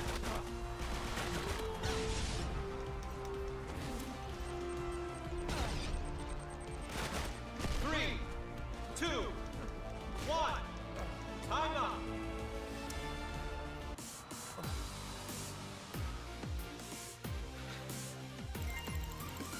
Just standing there. Sort of a wasted opportunity. Nate, guess rare opportunity for Nate to appear smug and confident in a given situation.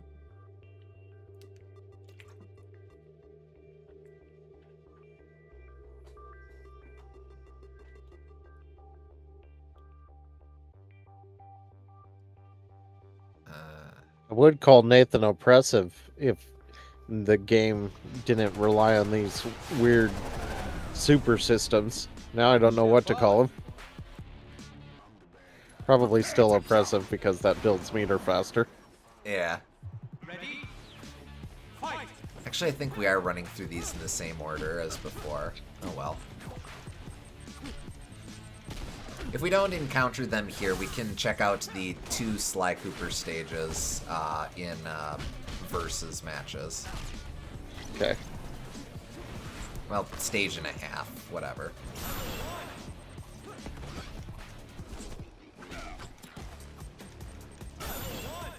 Also, there are no grabs in this game.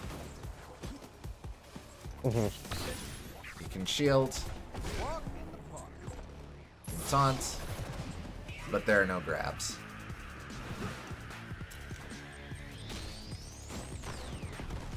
You do have 3 special moves though. If they're all, are they all directional like Smash Bros?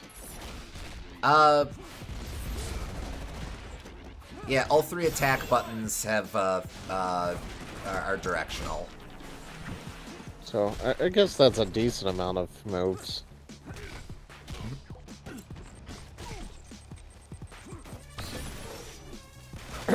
Are they like light, medium, fierce, or? One of them is decidedly more special. I think one is supposed to be melee, one is supposed to be ranged, and one is supposed to be special. Huh. But character kits are so weird and specific that it doesn't always, you can't always get that in practice.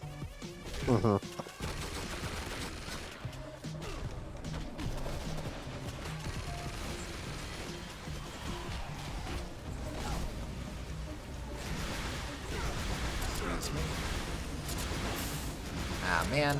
Hey, stop shooting up my jujubes.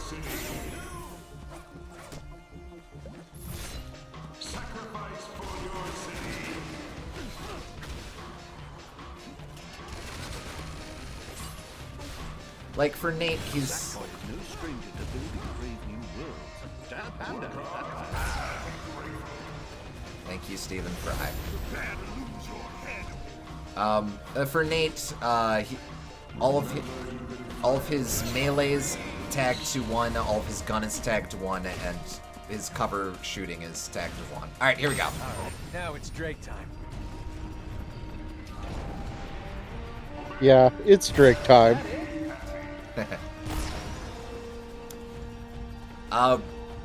This is a lot to explain, but it's a reference to the ending of Uncharted 1. Huh.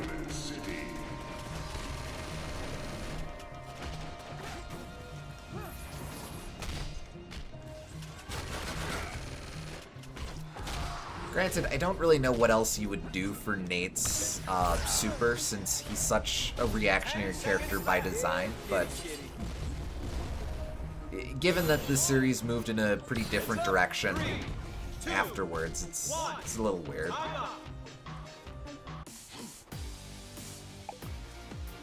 Oh, he died. That's a neat super mover. Move.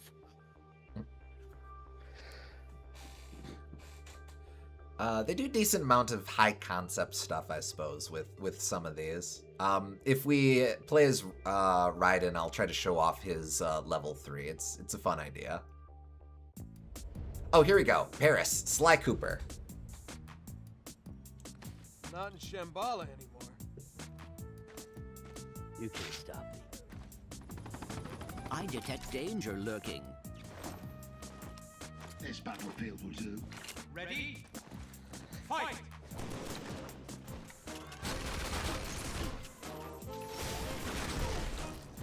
I don't really know why a generic rooftop was used for Sly Cooper, but whatever. I mean, you do spend a lot of time on rooftops, but Yeah, but I feel like Dimitri's nightclub would be a lot more fun, even if it is again just the rooftop. I think this is specifically the rooftop from the prologue of Sly 1. Like the water tower is I can the see same that. and all. Finish with you.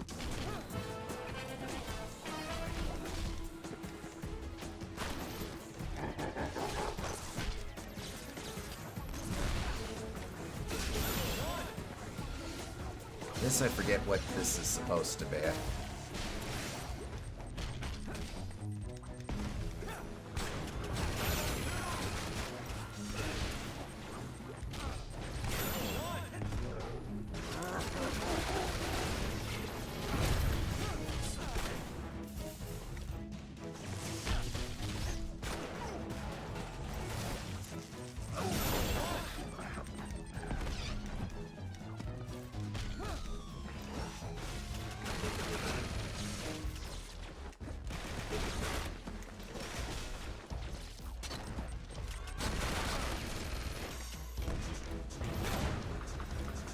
Finish with you.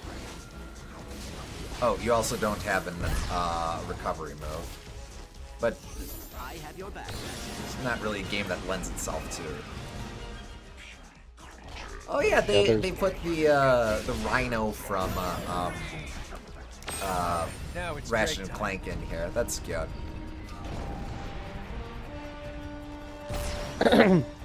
there's not a lot of Not what you expected, bring outs huh? in this game in general.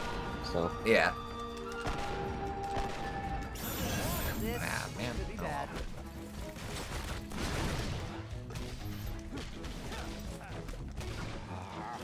Finish with you. Ah. see you later, Will. See you, Will. Man,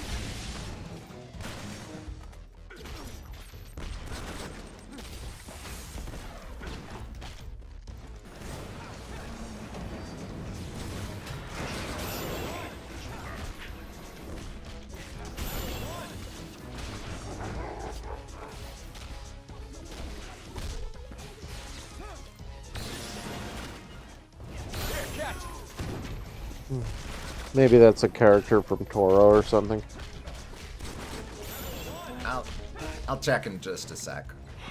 10 seconds it's left. up. Let's play rough.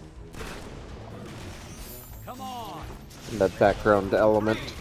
2. Finish with you. Time up. Rude. Well, I still got it. Oh, it was close though. Let's see, what is that supposed to be? It's a thing from Little Big Planet. Ah, yeah, that makes sense. The Negativitron? I don't know what that is. Alright. Probably the bad guy, I would assume. It makes sense.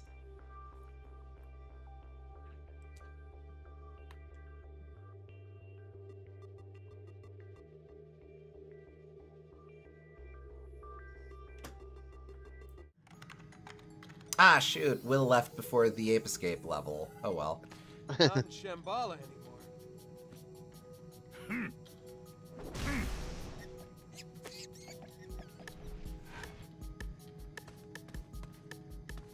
Ready? Do the thing, Hihachi. Fight. He did the thing.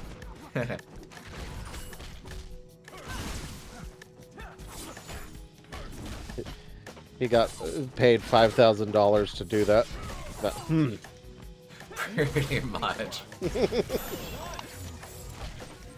So the gimmick of Time Station is that instead of one crossover stage, there are actually multiple crossover elements. The stream could still be louder, apparently, the game. Really? Wow, okay. We're gonna have to remember to ratchet this way down on Tuesday.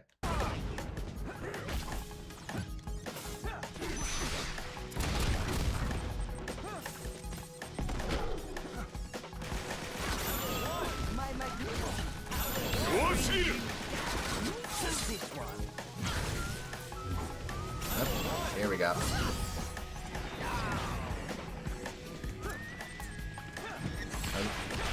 Granted, I'm not going to recognize most of the things showing up here, but it's crossing over multiple things. Quickly!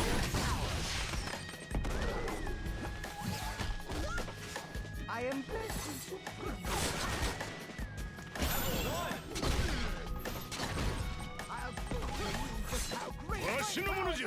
maybe this one.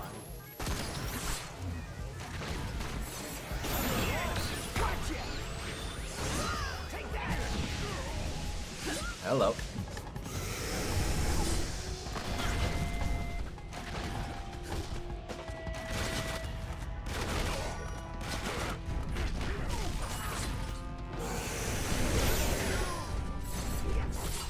Timber! Cross me and perish. Yep. Got target Heihachi.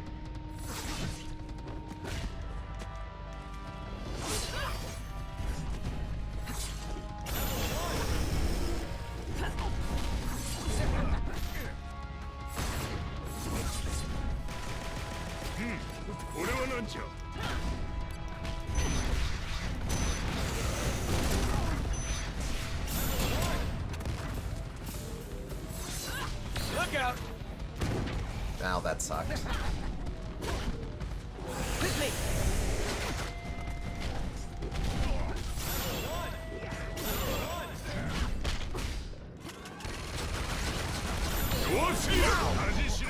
Ah, crap.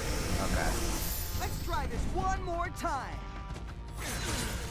Like how she said, cross me and perish, immediately before Heihachi killed you. Ah, whiffed it. Damn it. Alright. Maybe it's no surprise that Heihachi is the most dangerous guy here. 3, 2, 1. Time up. I mean, he did destroy a hatchet thrown at him with his teeth. This is true. Yeah. Defeat. Luckily, you can just retry the exact same stage again.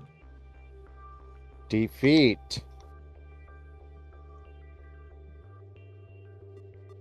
So I guess Nate's balanced by his level 1 being so tricky to use, compared to Sly's being fairly straightforward, if slightly unreliable. Uh-huh. Ready? Fight!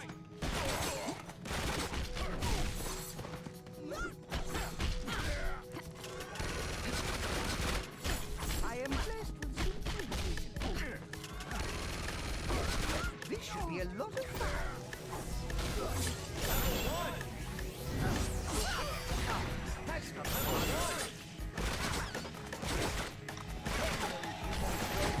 How are you doing there, you- Spike? It's not too late. You know me, I don't like to say any idea is inherently flawed, but limiting the options that you can effectively get a kill with is really going to make the No more monkey. game feel kind of stale after a while, admittedly. That's absolutely my huge issue with the game. I like so much of what it's trying to do, but the fact of the matter is that you can only kill on supers means we're just faffing about for most of this. Yeah.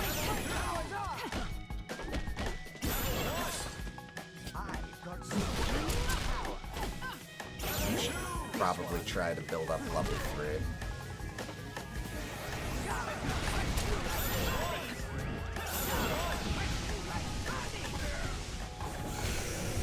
And like there's no ledges, which means there's no ledge guarding, no ledge trapping. There's no combos to speak of. There's not really any item play because even with items you still can only kill with your supers. The stages, even though they look visually interesting, are mostly just flat platforms with a couple floating flat platforms. Yeah. There's like positioning doesn't really become that important because you just move towards your opponent and bat them away and repeat. I'm just struggling to find any kind of depth out of this.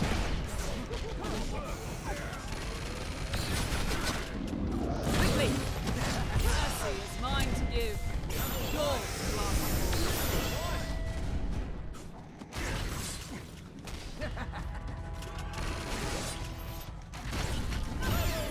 And like I think most people want depth out of their games to some degree. Like even the most casual people will probably recognize that a game like this is too simple. Yes, help. I shall make the gods tremble!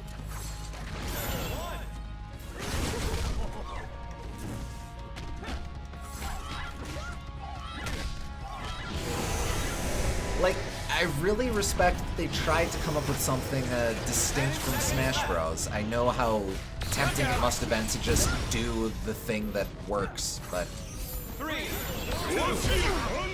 Ah, crap. Ah, I stole that at the last moment. Yeah.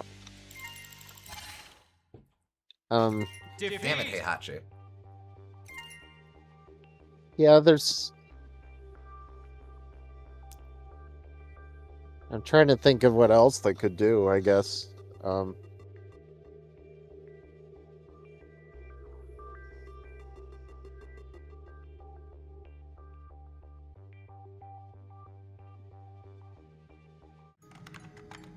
mean, these days, Nick All-Stars has a fairly decent offer as a thing that is going for Smash Bros. General idea, but it still has a distinct idea of its own. To a degree, but it's mostly just doing Smash Bros. Again. Like, it's not as unique as this is.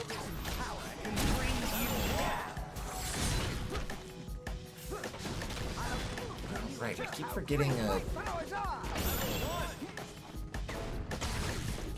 Drake has a bit of a kit that he can lean into. I guess it doesn't matter, but you know.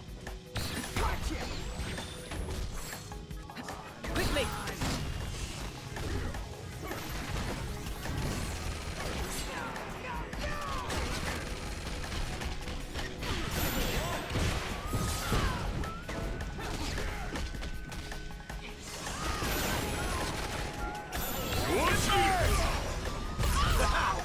Good. Hello, human friend. How are you? I am blessed with supreme intellect. Maybe this one.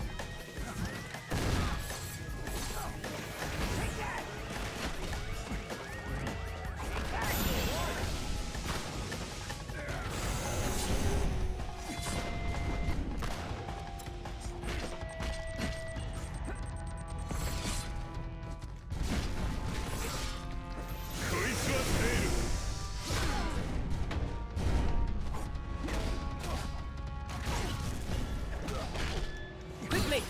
Another lost in battle. You cowards feel brave.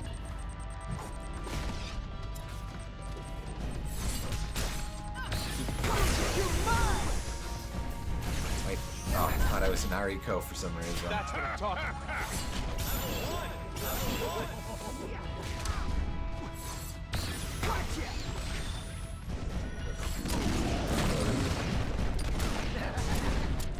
Come on.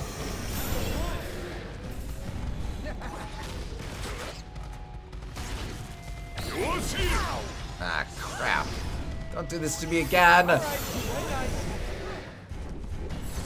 potatoes.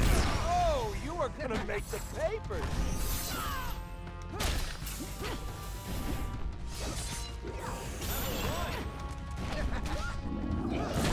Quickly!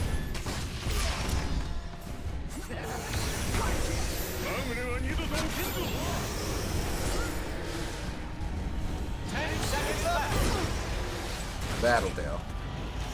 Anyway, I'll shoot this little boy now. 3, 2, 1. Not very threatening, that little boy. I mean, his strongest weapon appears to be a monkey catching net. Yes. We don't have to watch all of that.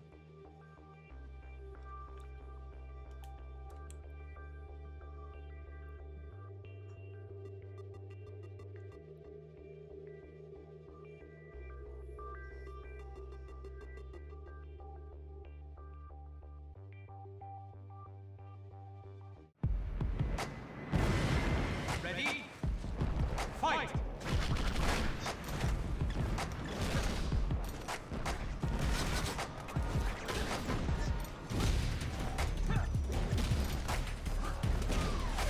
Like this stage has ring outs, but they just don't do it for most of them.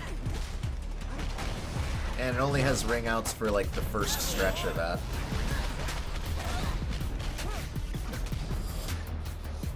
Wait.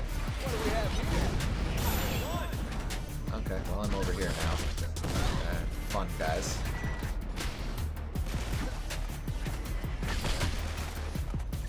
Like, I don't know how much better it is with ring outs, but at least it's like Starting to make me angry. you have to navigate the stage in a different way.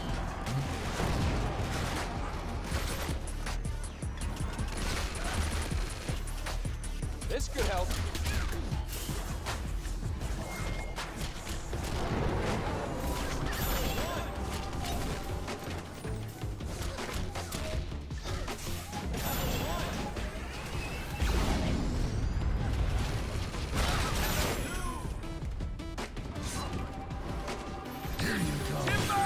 Done and done. Here comes the pain.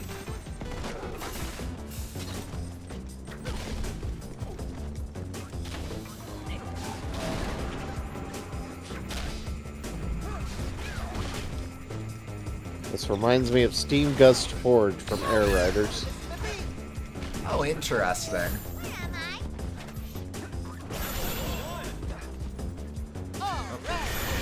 That's the Bioshock item, the Murder of Crows. One of your abilities from Infinite.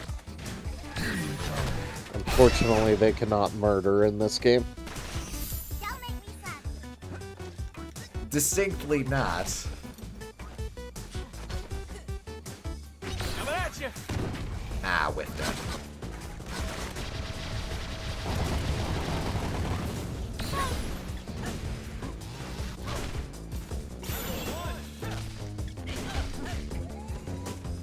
Oh, wait, right. It's first to Look three. out. Victory. There we go.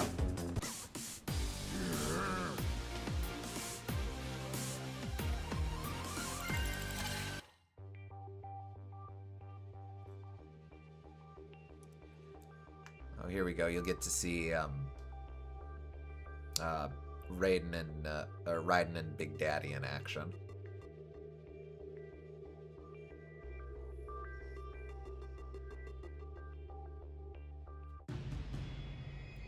Hades, God of War. Not in Shambhala.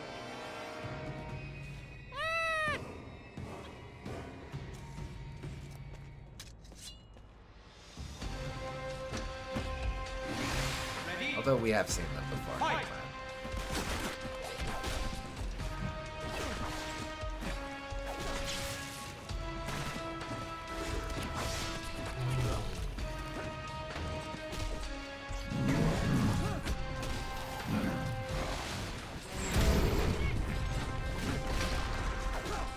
So with Big Daddy, they fudge it a little bit and give him access to most of the moves from the player character from Bioshock. Which makes sense. You can only take a giant drill so far. Yeah.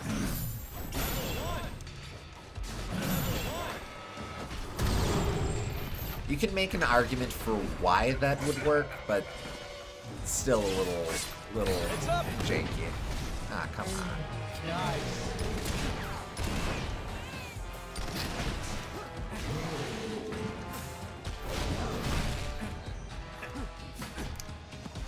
And anyway, now it's Pata Pata Patapon.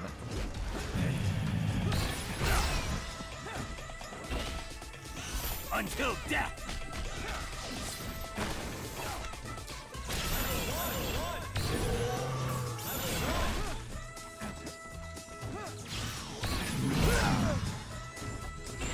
Oh crap, Toro's getting pretty close.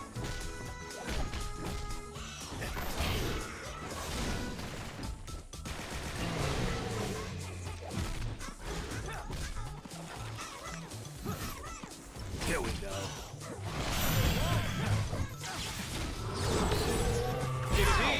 Ah, crap. Big Daddy stole it.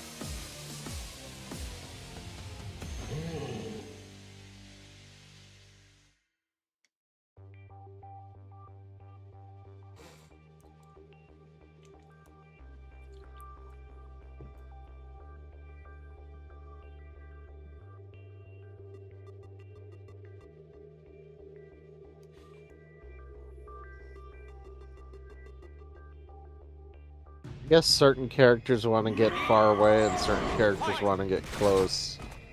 But, like, that's about the extent of the depth in this game. Pretty much, yeah.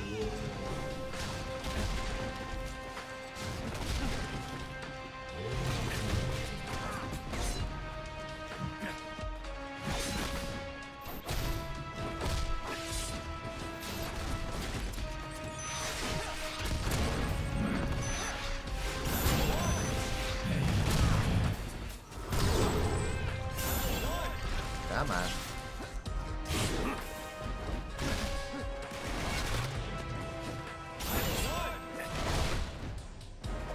Look out! Oh, not your lucky day.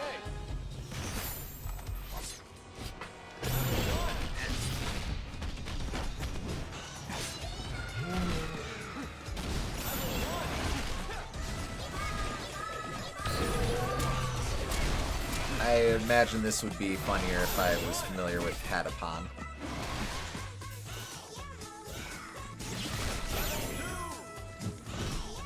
Yeah, the contrast is at least kind of the joke. You're fine. That was fun. Oh. Ow.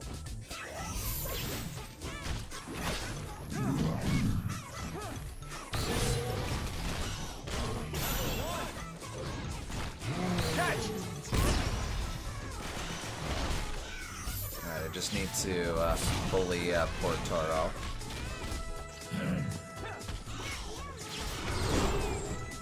Definitely pretty silly either way. Yes. Coming at you.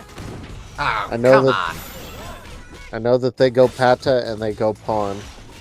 And Pata, sometimes they go Pata. Patapon. Yes. Ah, dang it. They might even go Pawn Pata. Yet to be confirmed. He's just a cute little dude.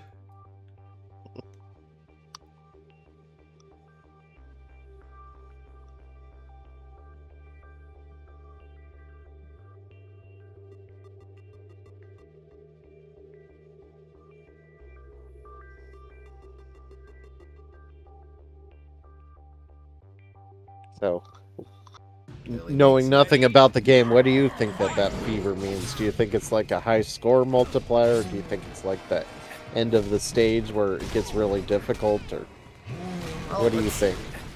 It's a rhythm game, so my guess is when you're on a high streak, you go into fever mode, and then it is a score multiplier kind of thing. Okay. Again, But unfortunate your that guess. Will left because he really got into Patapon fairly recently.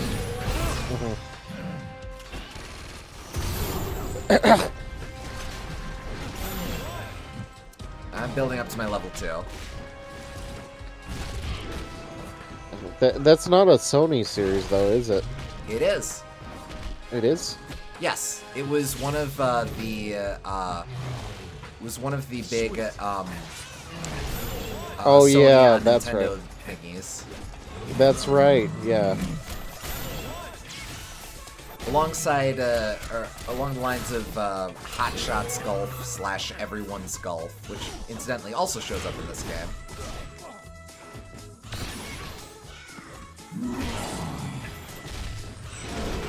I wanted to play One Shots Golf, but then I learned that it uses a lot of generative AI, and I'm disappointed.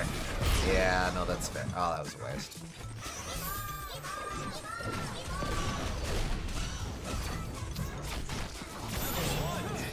Crap. It's a game mechanic where the game makes you sick in real life if you've been playing the game for too long without taking a break. I thought that was Dr. Mario. No, that's chill.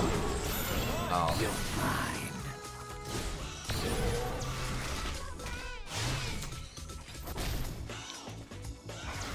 And don't get me started on weird.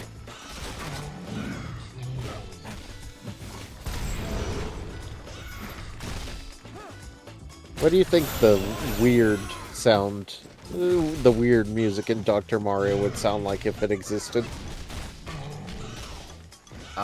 Squelchy. Ooh. Not sure if I like What? squelchy. Just been outpaced. Well, as far as squelchy as you could get on the NES, I suppose.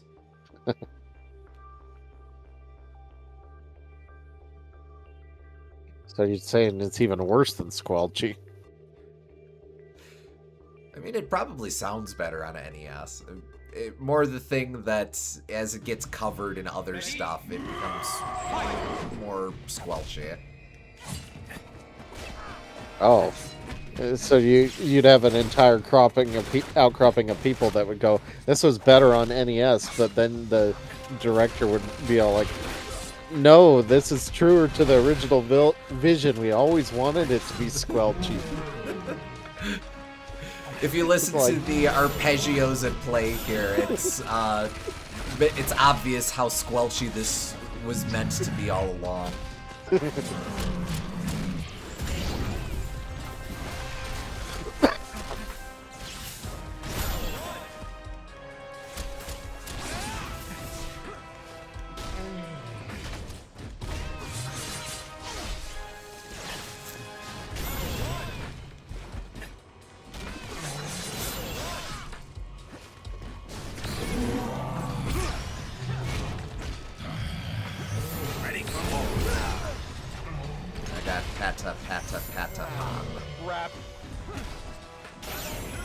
Got pata pwned. Oh, there you go. Okay. Come on, just get everyone over here. Close enough. Easy. Timber, that victory! I mean, it took me a couple tries, but we eventually got there. Okay, here we go. This is why we're here. In about 20 seconds. I bet he'll want a thing, and Sly will also want that thing, so they'll fight over it. You know, either I'm going crazy, or some of this gibberish is starting to make sense to me. No, you're definitely going crazy. Those belong to yours truly. Really? Actually, I've kind of grown attached to them. You still don't have any idea what they are, do you? Why don't you let a real treasure hunter take care of them? Well, aren't you adorable? I'll tell you what. You give me those papers, and I'll save you the embarrassment of having them taken off you. I don't think so, Roadkill.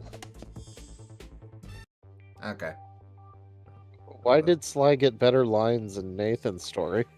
It's weird, isn't it? Like they do that for everyone, where they just completely rewrite the same scene. Glad to drop in. Ready? Fight!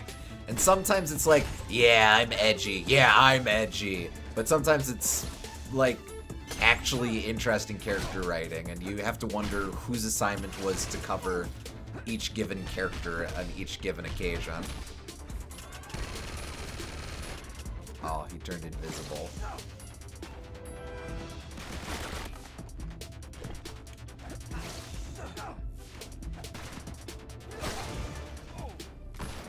Okay. I don't know if that's how a gun works, but sure.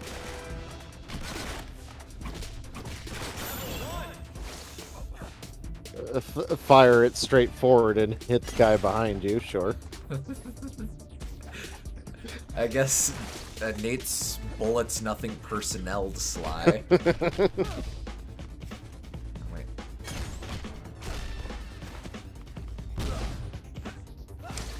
It is kind of neat that they came up with a way to do actual stealth gameplay in this environment. Uh-huh.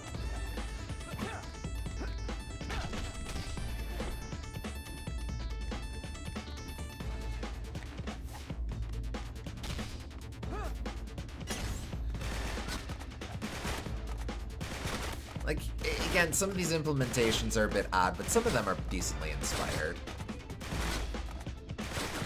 Then again, you're not making a good case that your character isn't oppressive. Well, yes. Oh, wait, no. Let's get that back.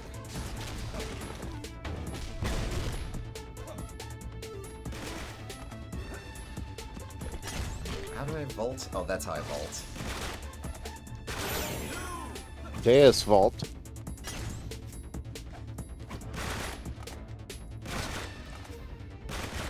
Can't believe Nate's the guile of this game.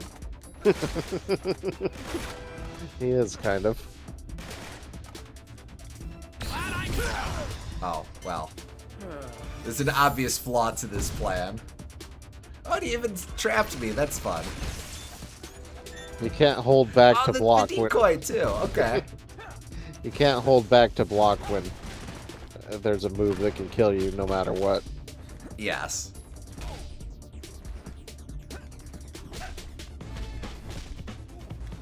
Gotta go for the level 3.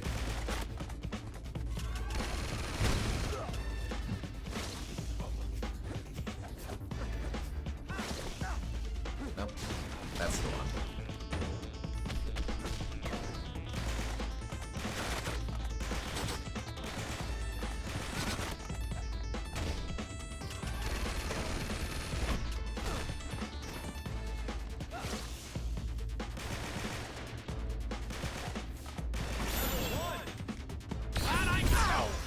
Okay, seriously though.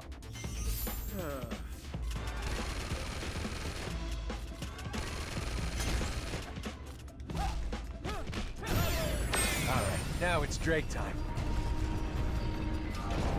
Yeah, it's Drake time. And there goes your dick. Wait, did he say dick? Some of that. There goes your gift, I think. Not exactly out of character for Nate's to just go, there goes your dick. It's not exactly Crash, he just has a strange idea of what constitutes a one-liner.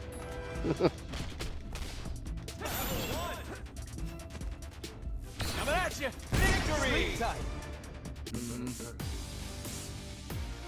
I guess this game has guns and shit, so I don't know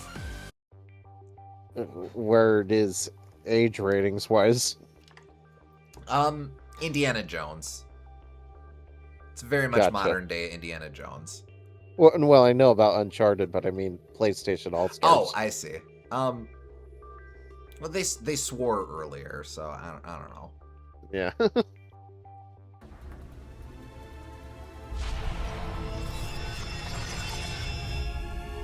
I consider this a role-playing game.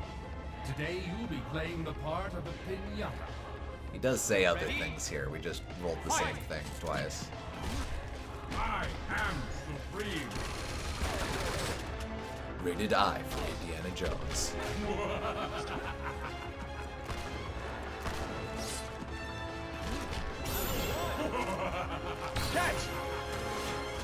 Ah, man.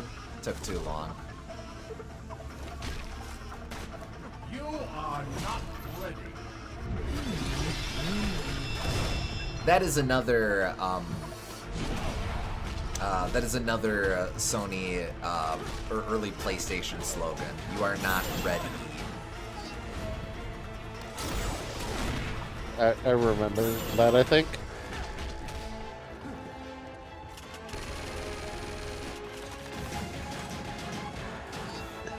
PSAS VR isn't for good boys and girls. Easily replaced. Ow. Oh, I'm up here. I don't know how that worked, but okay.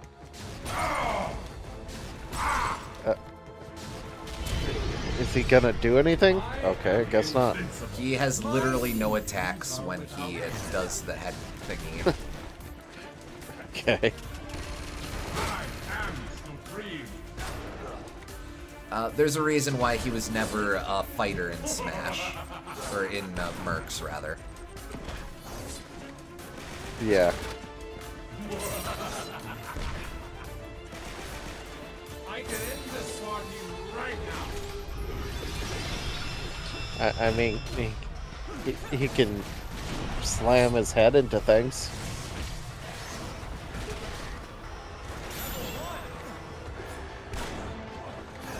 I'll build up to level 2. No, I won't. Yeah, I will.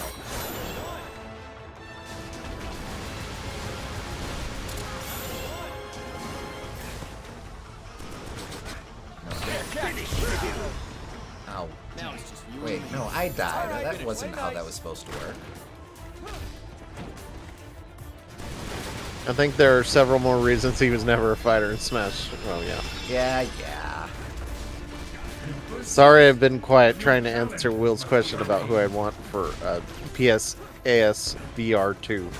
Not a Yeah, problem, that's that's fun.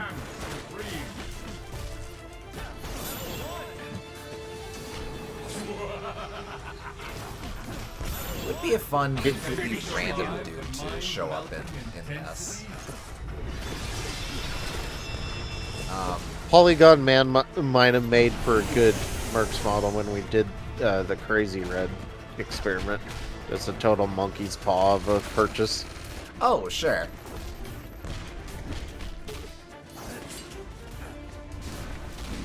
Like, yeah, he seems super powerful, but all I could do is slam his head into the ground. Alright, here we go. Ah, damn, I can't use supers now.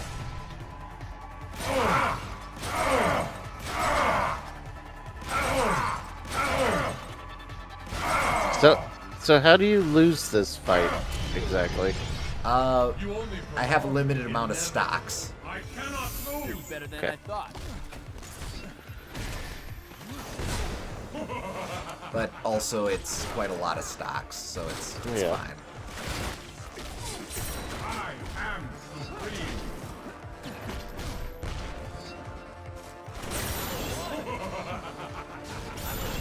Brace yourself for a life.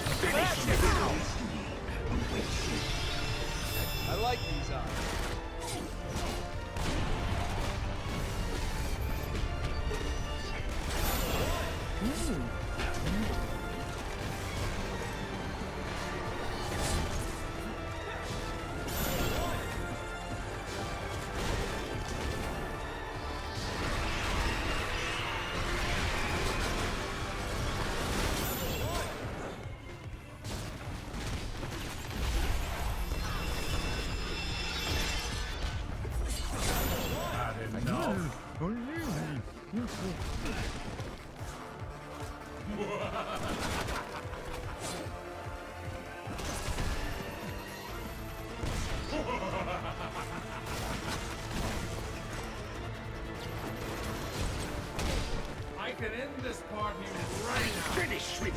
So do so.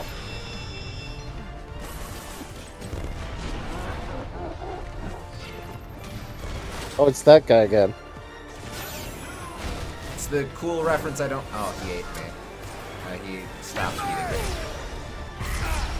Okay. Keep falling for that. You've been practicing.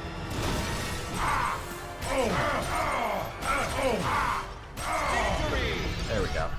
How could this happen? None have beaten me until now.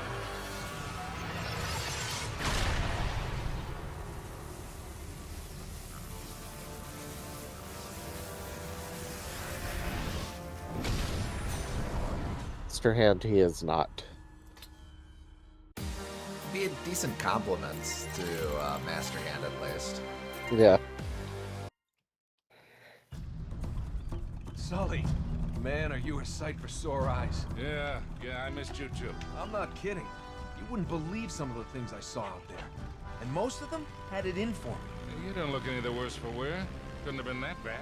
Oh, seriously, these were some real freaks. What is it with you and these stories, Nick? Did you get the treasure or what?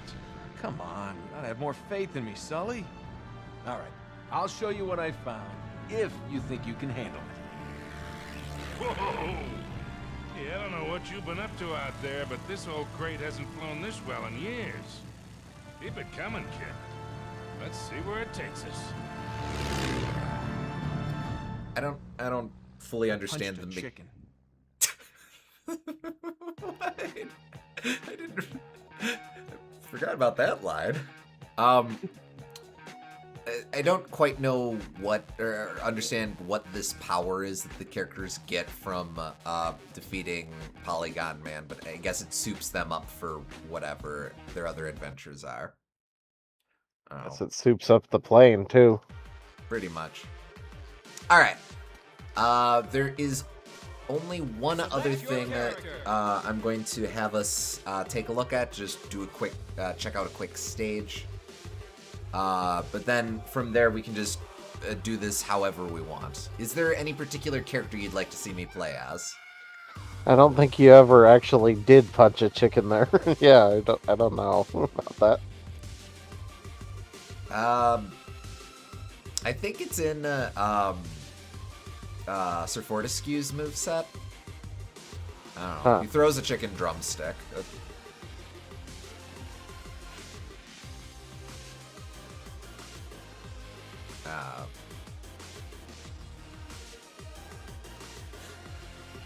But all right, you got any requests for who I play as here? Play Sir Dan in honor of when you streamed his game. Yeah, that seems fair. I did play a little bit as him in just to test it out. Oh, right, I did unlock his alternate armor, which is the dragon armor. Huh. Which was from the game we played. You'll remember we got it late game. It lets him breathe fire. Right. It's purely cosmetic here.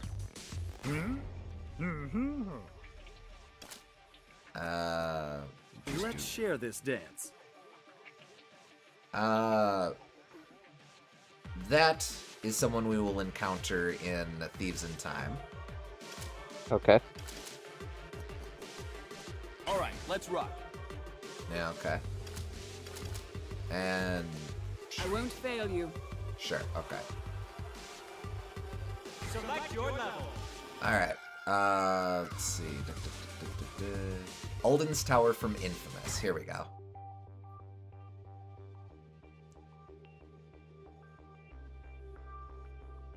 Again, you'll remember that Infamous is what Sucker Punch did after they were done with Sly Cooper. Right. The game does have alt costumes. You have to unlock them by playing as a character for a battle.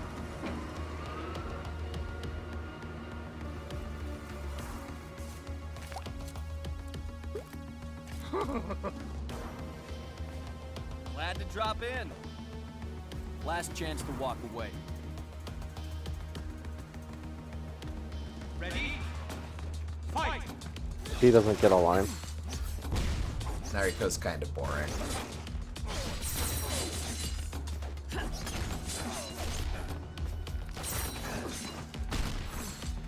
So Sir Fortescue is mostly based on the PSP remake of the first Medieval, in terms of his design, but this just means that his kit is mostly familiar stuff. The one exception is this move, this move, which comes from Medieval 2. Uh-huh.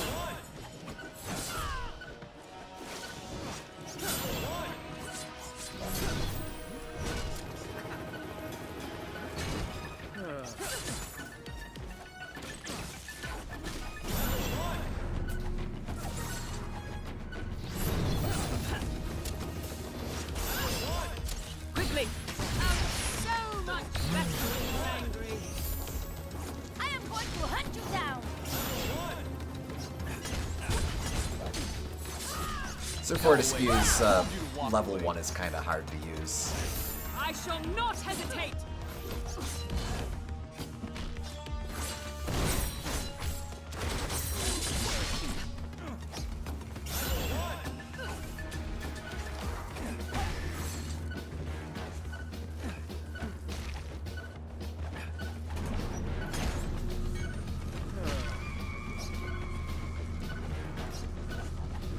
Heck, that's a ring out. Oh. That was very stupid.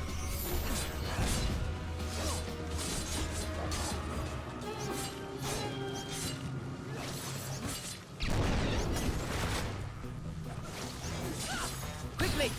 Your heart beats no longer.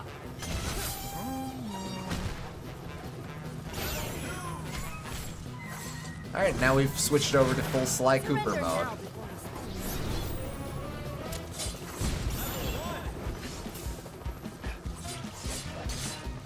Hell awaits you. There we go.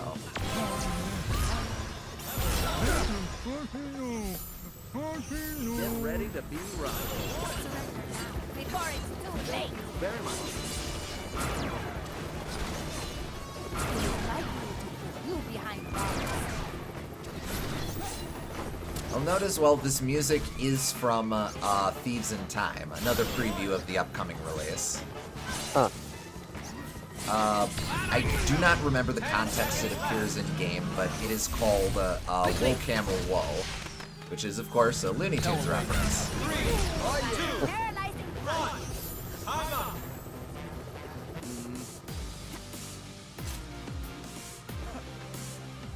Yeah, bad showing on my part.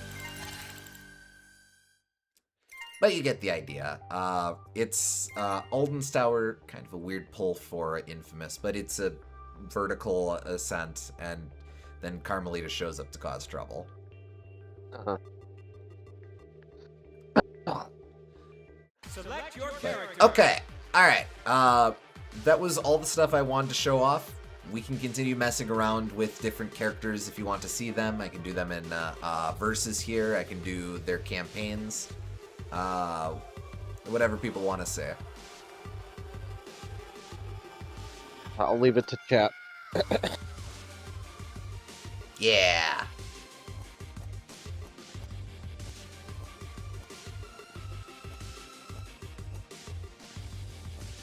You really can see the uneven hand a lot of these characters were dealt with their redesigns. Uh-huh.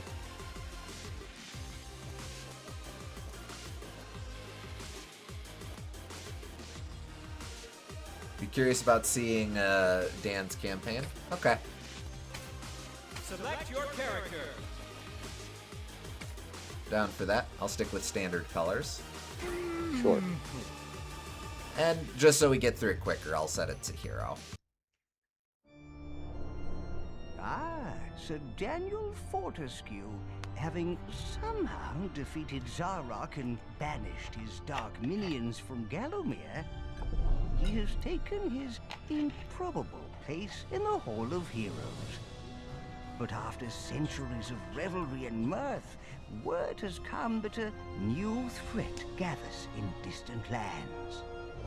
Zarok again? Could the evil wizard somehow have returned once more? No, come on, that is ridiculous. But whatever has caused these creatures to gather together, a true hero is needed to defeat them. Unfortunately, all we have at the moment is a skeletal knight of dubious courage. But bravery and folly are often confused, and so is Sir Daniel, who sets forth, ready to meet the challenges ahead of him head on, if not exactly jaw on. So sort of a sequel to the original game.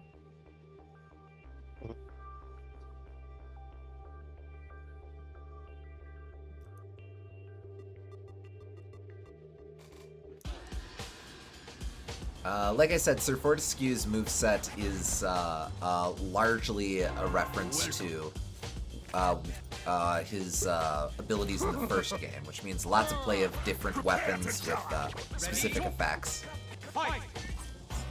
He, of course, wields his broadsword, but he also has his axe,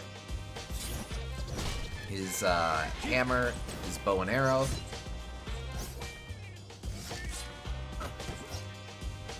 Attack 1 is all sword and stuff.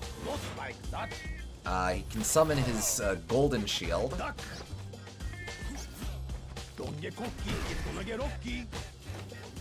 I can throw chicken. Oh, he does have his dragon armor fireballs. That's fun. Let's see. For his super, for his level 1 super, he uses lightning. I don't think you can aim it, so it's really, really situational. Better off trying to build up his higher supers. Yeah, that's a very odd angle. I also have the daring dash. But I guess that makes sense because he has so many projectiles. So he's a little bit safer. He's also huge and has very large attacks. So, again, given the party game essence behind this title, it's very easy to build those supers. For his level 2, he summons the Hero's Chalice and drains the souls of the other fighters.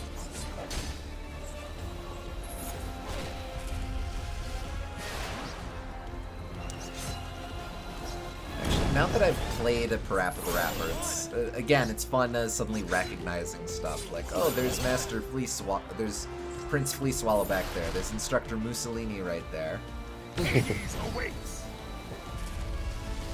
We just need the Cheep Cheep, the true villain of the game, to show up.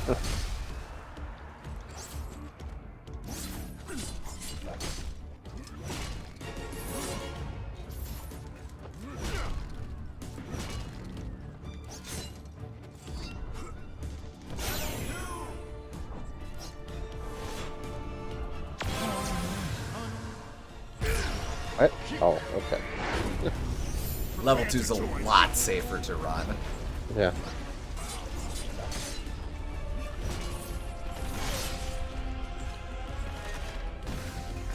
Seconds left.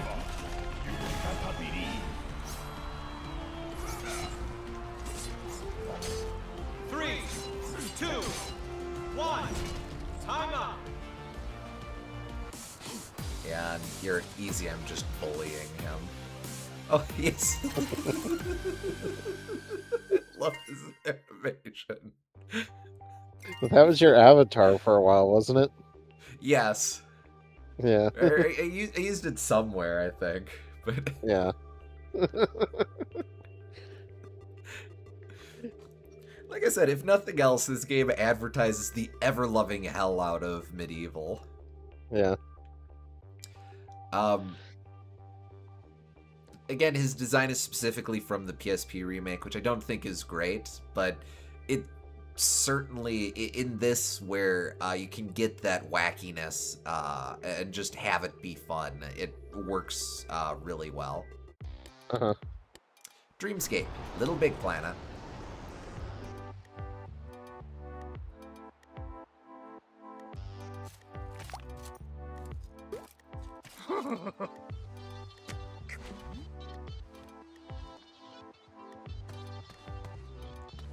Ready?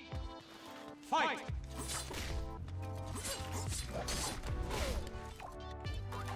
Oh, that's neat. I think that thermometer on the side is an element from Little Big Planet, representing how much stuff you can summon in the area.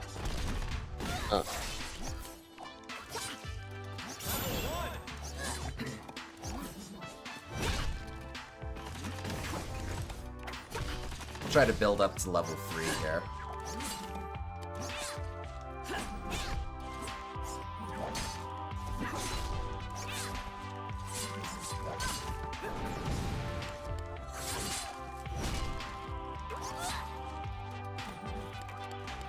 But yeah, you do seem to be correct in that, for whatever reason, it always starts at Chop Chop Master Onion's place. I guess because it's level 1 and Proper the Rapper, but... It's also the most basic stage, essentially being the, I guess, final destination? Yeah.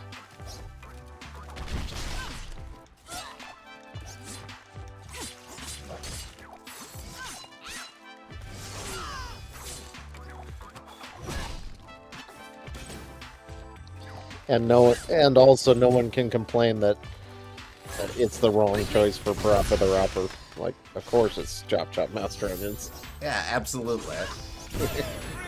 Alright, here we go.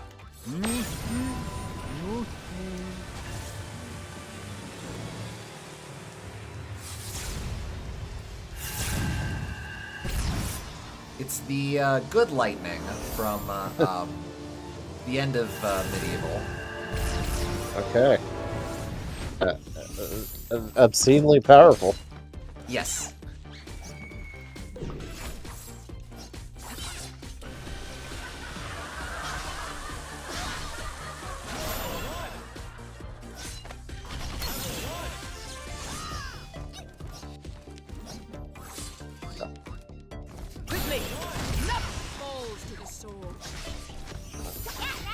And who is this Buzz guy? Buzz is a game show that's first-party Sony series. Huh. Oh. Eating what causes a Loco Roco to grow? And we can attack these. I'm going to say this. Stand on this platform, rather. Okay, that's actually cool, like WarioWare-esque stage idea.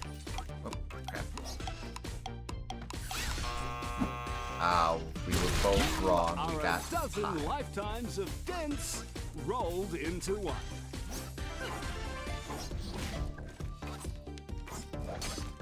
Yeah, and they again, should. It's all crossover knowledge too. Yeah, they should definitely apply that gimmick to a stage in Smash. Like, if they're gonna steal one idea from this game, that's the idea to steal. Friggin' Tower of Tragedy level. Yes.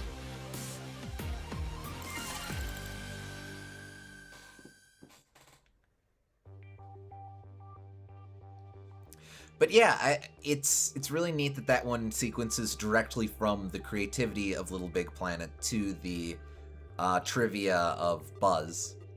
Yeah. I think there are a few different questions that it asks, so there's we're going through these stages so quickly we're not really lingering on them, but they play with it a bit. I could imagine a cool, like, Big Brain Academy type stage based off of that gimmick. Oh, sure. Ready? Or Brain Age. Either one.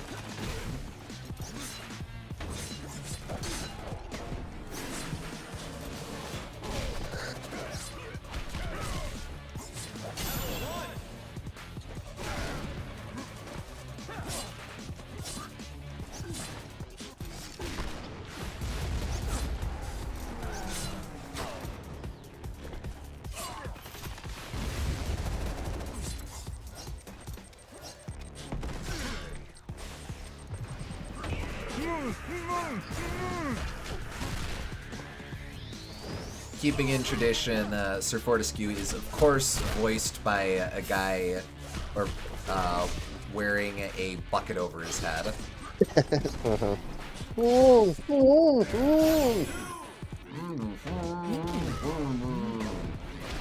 His mouth is also closed, I'm pretty sure.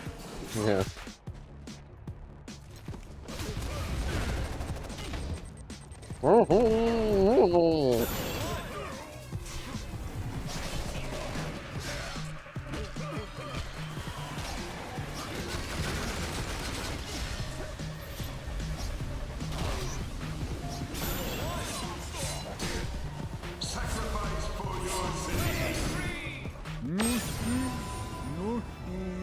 Is it the same guy wearing a bucket over his head? I'm pretty sure.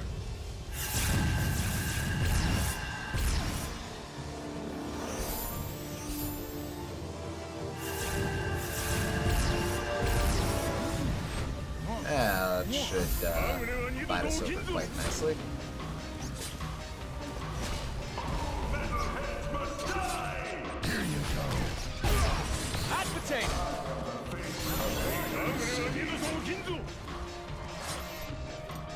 Admittedly,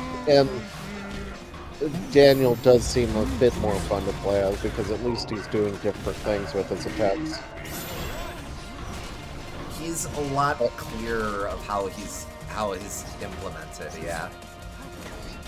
Like, that's not that isn't true for the other characters you played as, but I just like characters with big meaty hits like he has. Yes.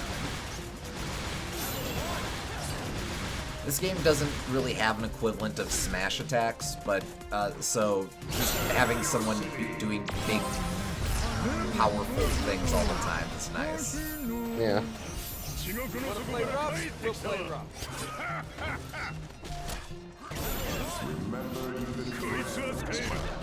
Like if you're going to play a dumb party game and have there be no depth whatsoever, at least have fun with all the wacky things you're doing. Pretty much, yeah.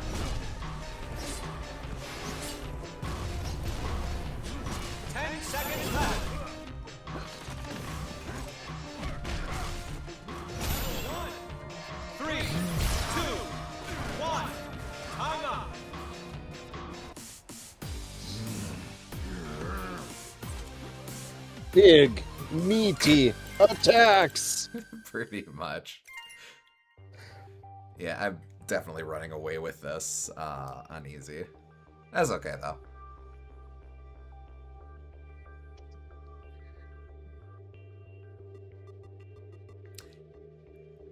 Everyone here is happy to be here.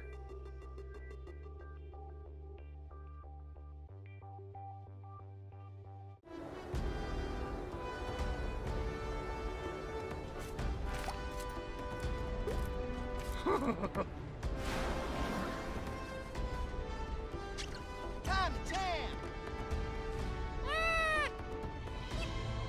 Ready? Fight! I don't know if I would describe Toro's expression as happy. It's more like a mixture of like snide and horny. No, he's just a sweet little guy. Maybe sassy.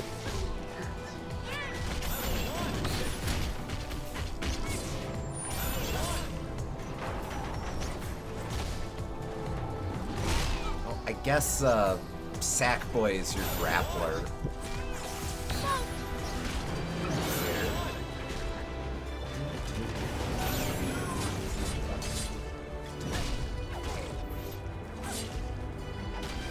Does a grappler, can a grappler even exist in a game like this? Logic says no.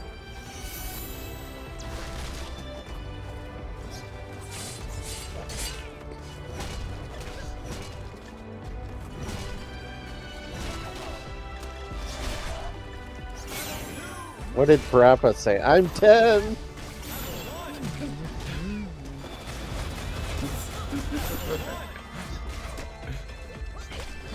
I didn't quite catch it.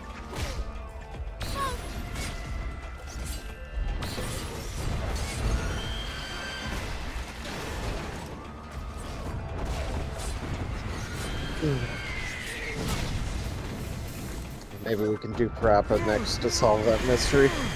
Sure. I can go off of my incomplete familiarity with the series.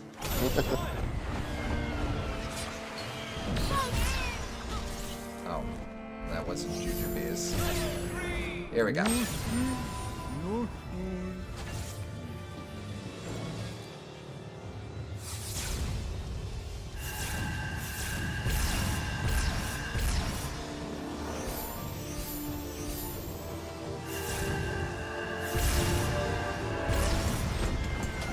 Yeah.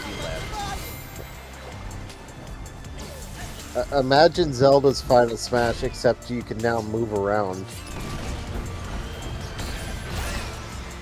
And basically what that is. People. Yeah. Yes.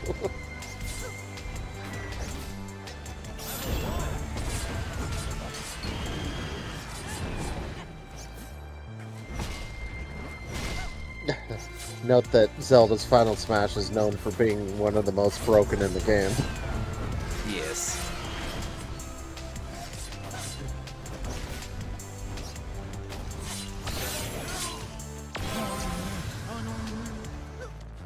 Fire and forget. Because they flew off screen. 10 seconds left.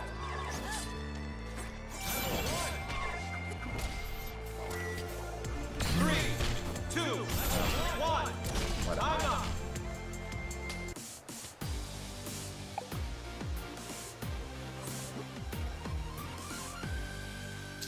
Oh, they're miserable. One of those guys was it?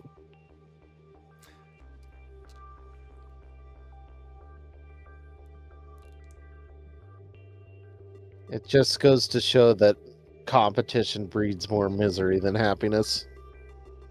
Really makes you think.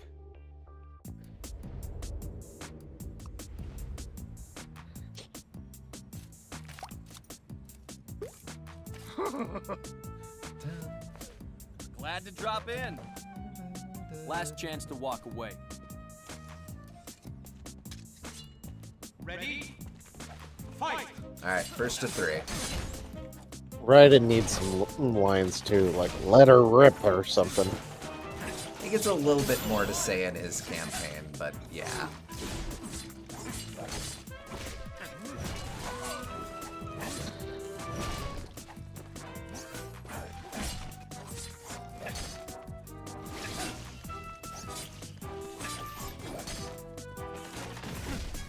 Four will enter happy, but only one will leave happy.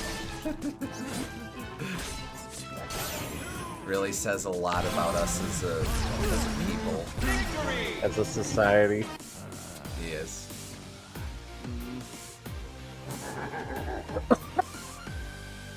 Easy.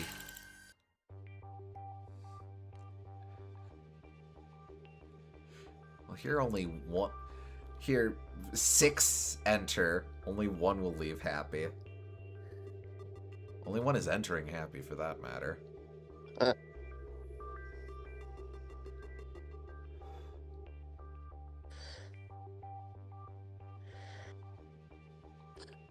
Echo team, come in. We're getting you out of there. I do think that this intro is cute, where it has the UI from Resistance. Yeah. Orange lightning! You can't stop her. I detect danger lurking. Ready? Fight!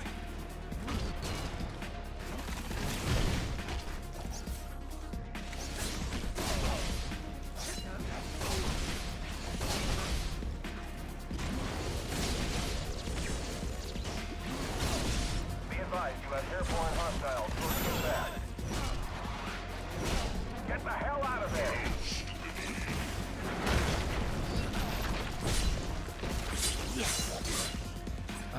Come to think of it, this is another developer in-joke, since Insomniac did both Ratchet and Clank and Resistance. That's true. Yeah. Wow, that sucked. One will enter happy, and will probably also be the one leaving happy too.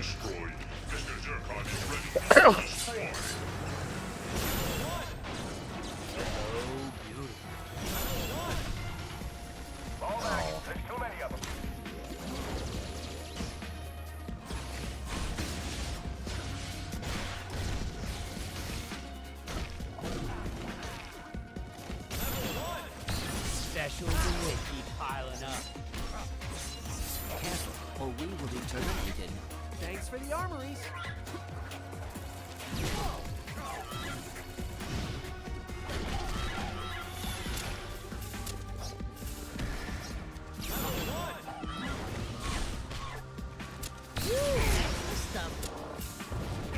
Hostess.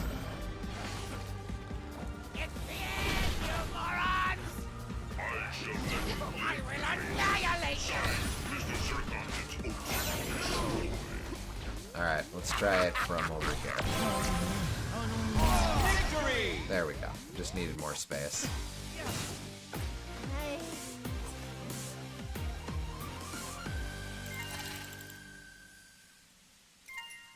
That Jack defeat pose is kind of funny, because that series likes to do it a lot where Jack falls over and then Daxter leads into him to taunt him or say something.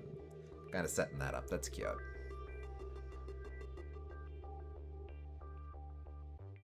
Having defeated all the villains he had encountered thus far, a result which was, well, rarely in doubt, the brave knight continued on his quest. And what's this? Another scoundrel? Some abomination sent by the mysterious force which Sir Daniel must dispatch with him? Oh, well, I'm sure we can all just see for ourselves. Tell me who you are and why I should let you walk away.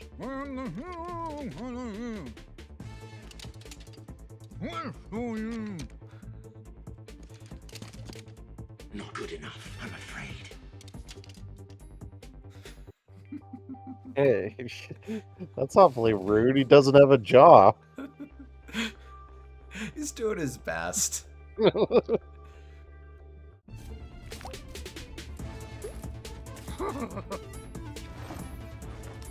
This battlefield will do. Ready? Fight! Oh.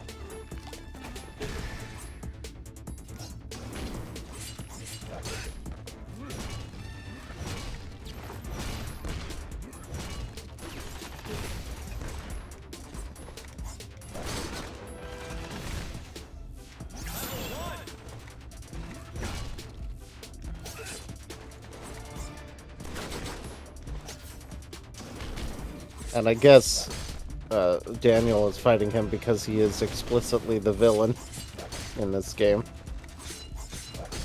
I suppose.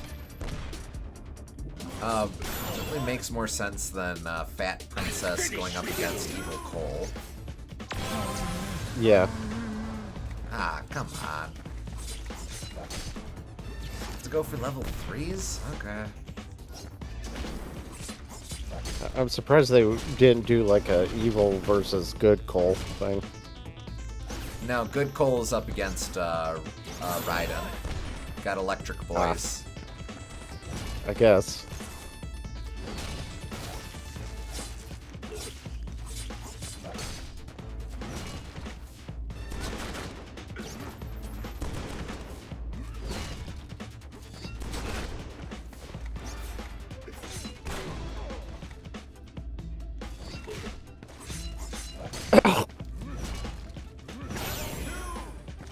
Pulling out a shield doesn't work very well when the bomb is on your head, assuming you're not Majora's Mask Link, that is. Finish with you. Pretty much. Unfortunate.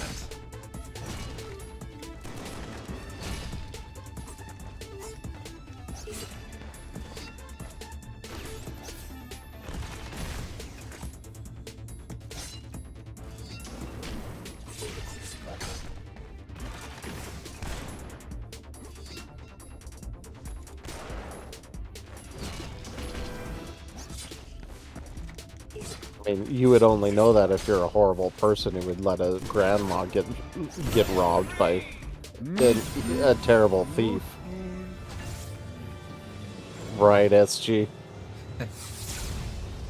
Hey, you gotta do it for 100% completion. It's only one bad timeline for old Granny.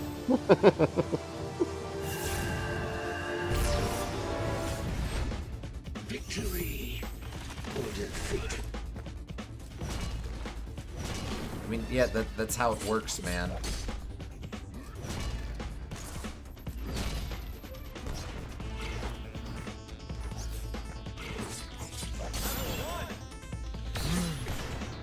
Yeah, no, we're not doing our level 1 here. Oh, what you're talking about? You need to have Sakon steal from Granny, otherwise the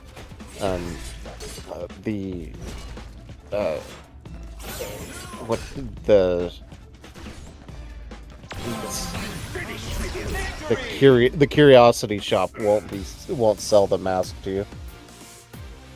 That's right. The implication is that Sakon stole it and then hawked it off to the curiosity shop. Maybe SG's just trying to pretend he doesn't know what you're talking about. I don't know.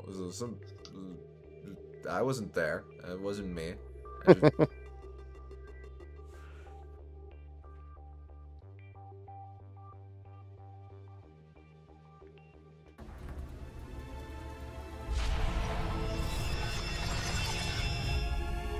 I consider this a role-playing game. Ready? It's a good line, but say other lines. I know, it didn't come across, but that was supposed to be the thing Elby said. Gotcha.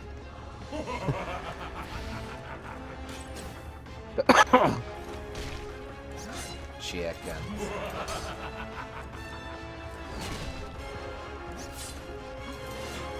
I can end this party right now.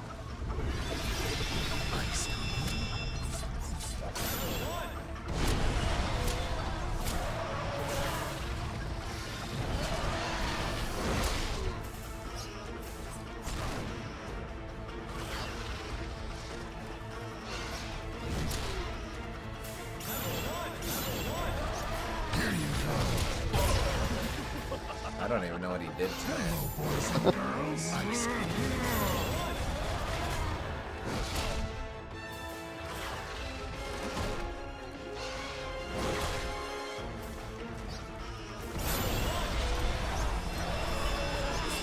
Oh, he's a Hydra now.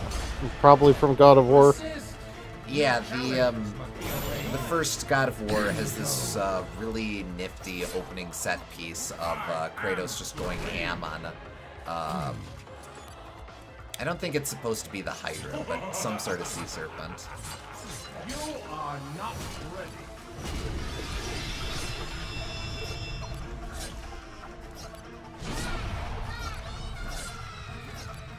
Oh no, he transmogrified into Pata Pata Patapon, the evil dastard. Incidentally, this scythe is also from Patapon. Easily replaced.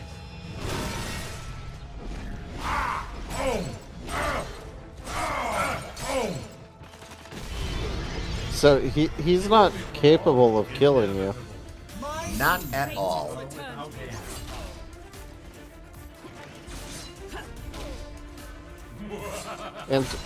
And he can't build meter either, so that means that his attack is completely pointless. Correct. It's entirely just to get him to where you can attack him. Wow. For a blast of ultimate power.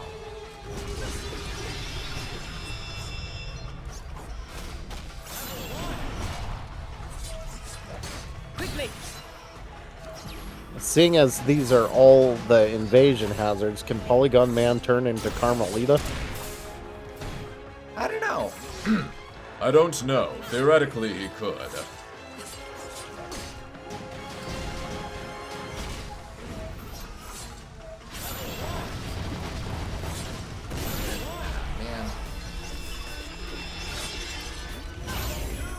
hate that there's an item that specifically exists to disable supers. Basically kind of a, you don't get to play the game now. Yep. Oh, well, I'm just up here.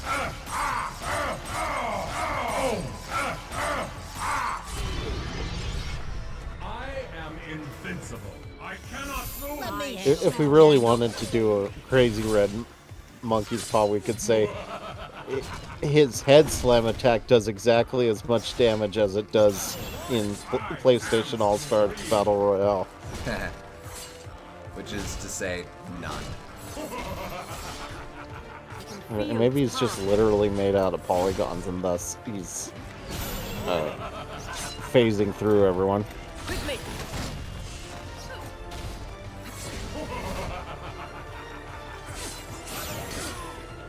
He doesn't actually exist. He's just a holographic projection.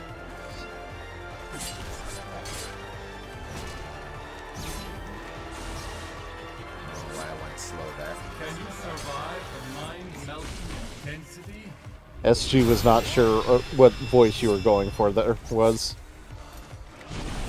The narrator from Medieval, I believe.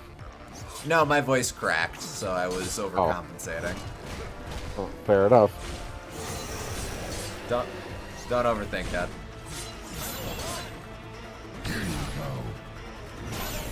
And yeah, this is the creature from the Ape Escape stage. I think it's from Resistance, but I don't. Again, series, I don't know. Yep.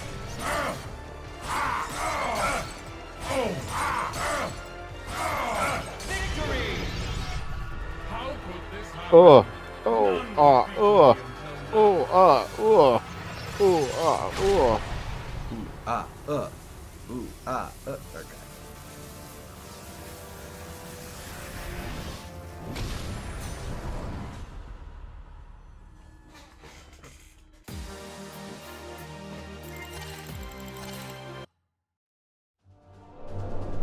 Sir Daniel has once again successfully defeated those he set out to fight, a result not wholly unexpected. The kingdom of Gallowmere is safe once again, though was it really ever threatened? Nevertheless, Fortescue regains his well-deserved place in the Hall of Heroes. And while he hopes this will be the last time he is called back to duty, deep in his gallant heart, he knows this will not be his last adventure. We can hope. Oh, well, that just depressed me.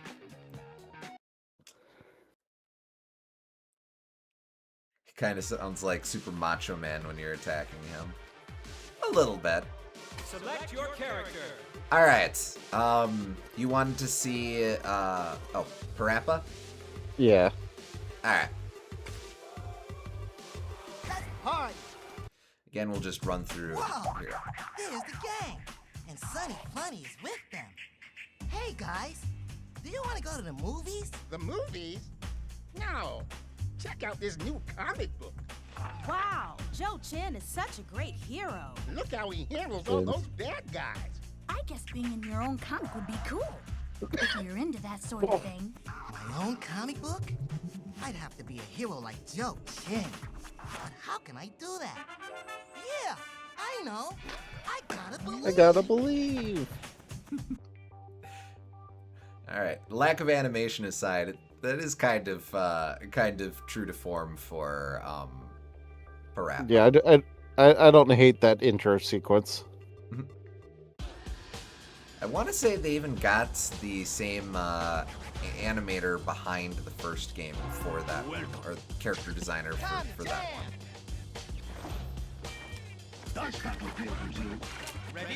I know he wasn't exactly thrilled that Parappa is in this game, but he at least appreciated that people remembered him again. Yeah. Or remembered who he was. So Parappa, of course, doesn't have much of a fighting style in his game. So The team went under the assumption that he learned from Chop Chop Master Onion here, which is why he can kick and punch.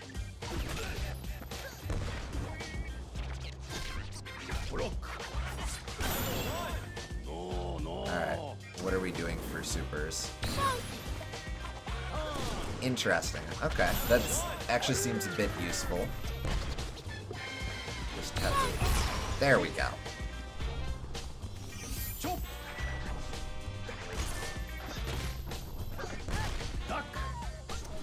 Parappa also comes with his skateboard, which wasn't in the first game, but I seem to recall that he does some skateboarding in the second game.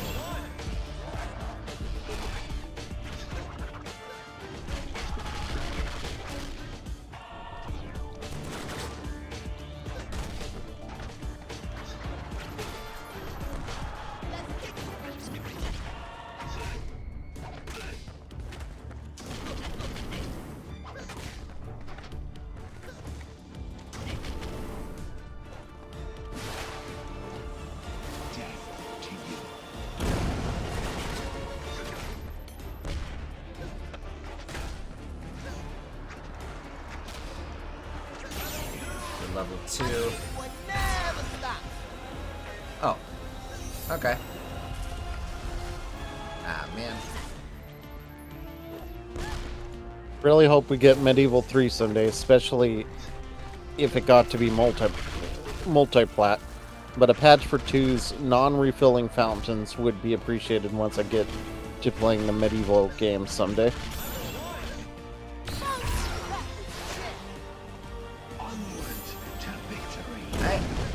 I still haven't played 2 myself.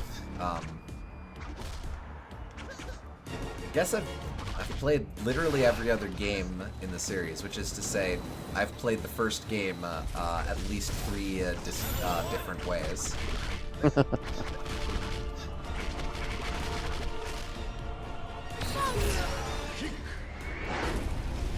Yeah, you'll get around to playing the evolution of his story eventually, I suppose. Yes. 10 seconds left. I have to say, I kind of like how fluid Parappa's moves are. 3, 2. Yeah, his move animations are good. Which I suppose is very fitting for a rhythm character, that he just flows into each move. Yeah. I just can't get over his fleshy design.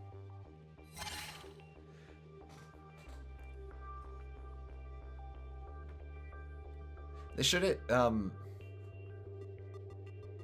it's weird because they can't really do a Game & Watch thing of just removing his Z-axis, because due to how the character animates, he has to move back and forth a bit. Fight. Yeah. He needs like a bolder black outline or something.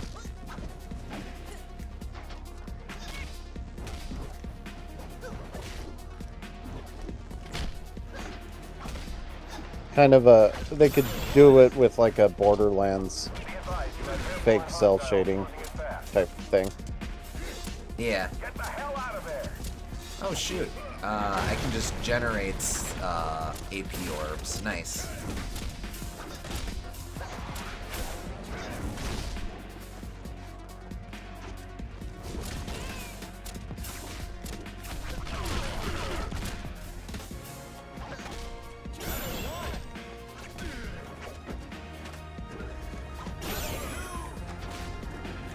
Just want to see if I can build up that level 3.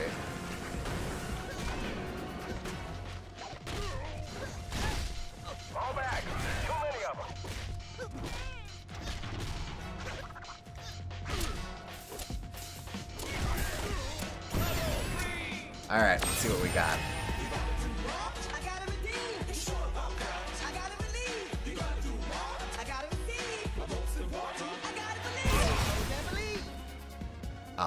Oh, just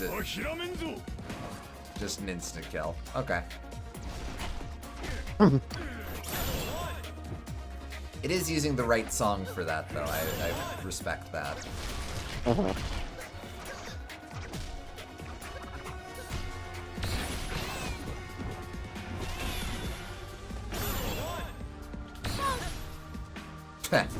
Interrupted. What's here?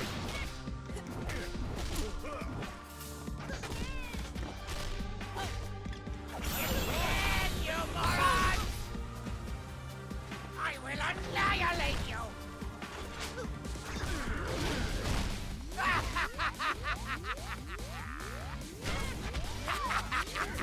Oh no, I got bubbled.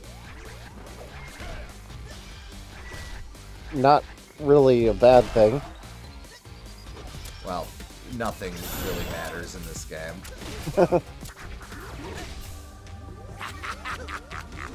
And potentially a good thing to get bubbled if you're ahead. This is true.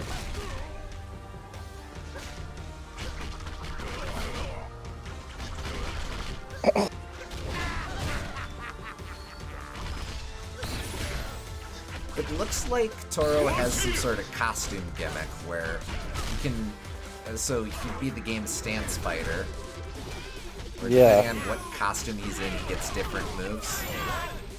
I don't. Yeah, I wasn't sure if that was what was going on or if that was just a different outfit, but no, it seems different now. Because now he's a ninja.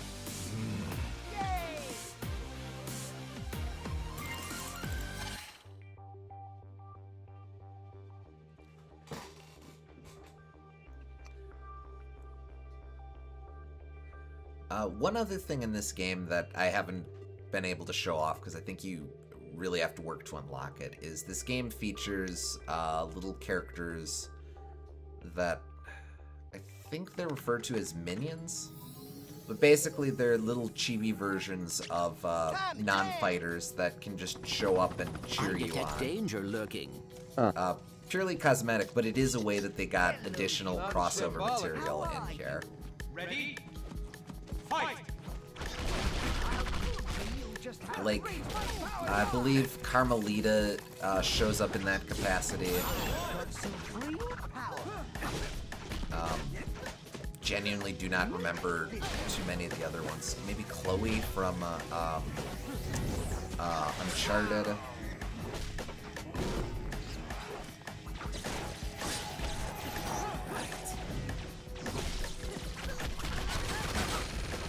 I am blessed with supreme intellect. My magnificent power can bring you down.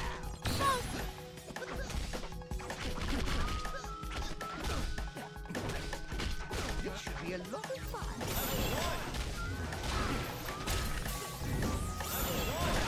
That's not the one.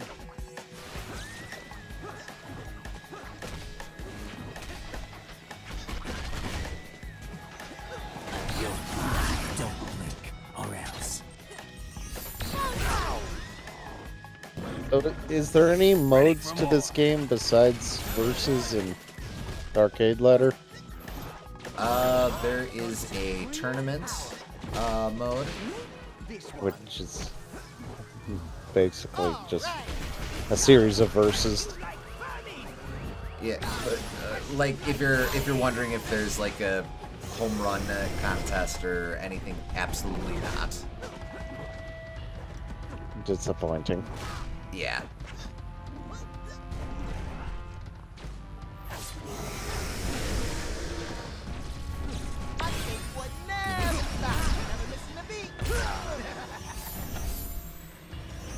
Bring it on!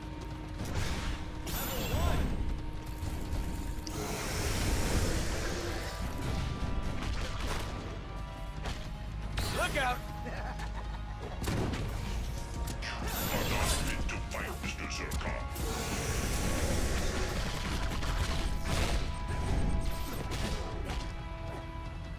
Ready, son? Little weird to see him using a rocket launcher.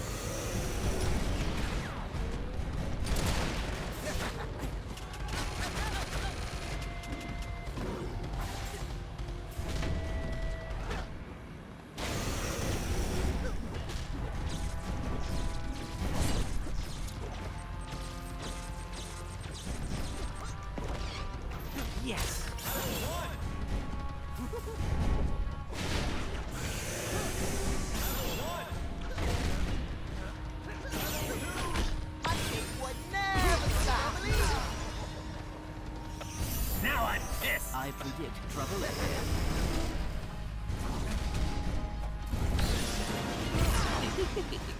You are 10 disposed. seconds left. Oh, man. Coming at you.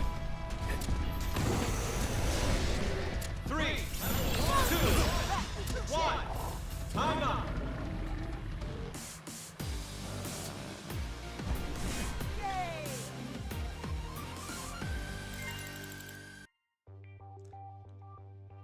Spectre's amused by Parappa killing everyone on his skateboard.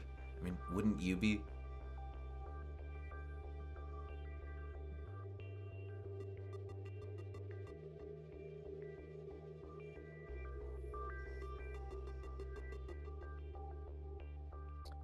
Did they have to make good Cole look so pissed off too? Cole's just I kind get of it. like that. I get it for evil Cole, but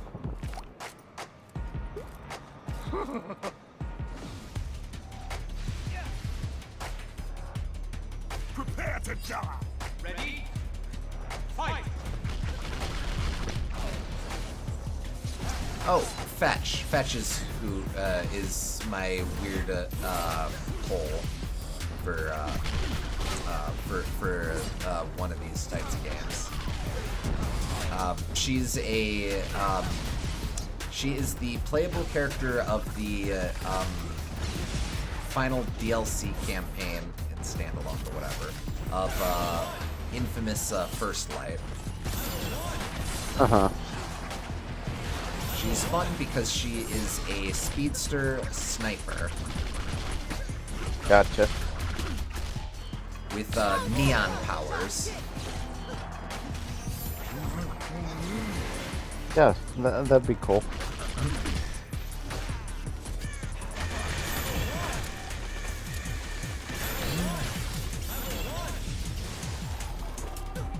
I think out of the companies that haven't really got a big crossover fighter yet, the most I would want is probably Konami.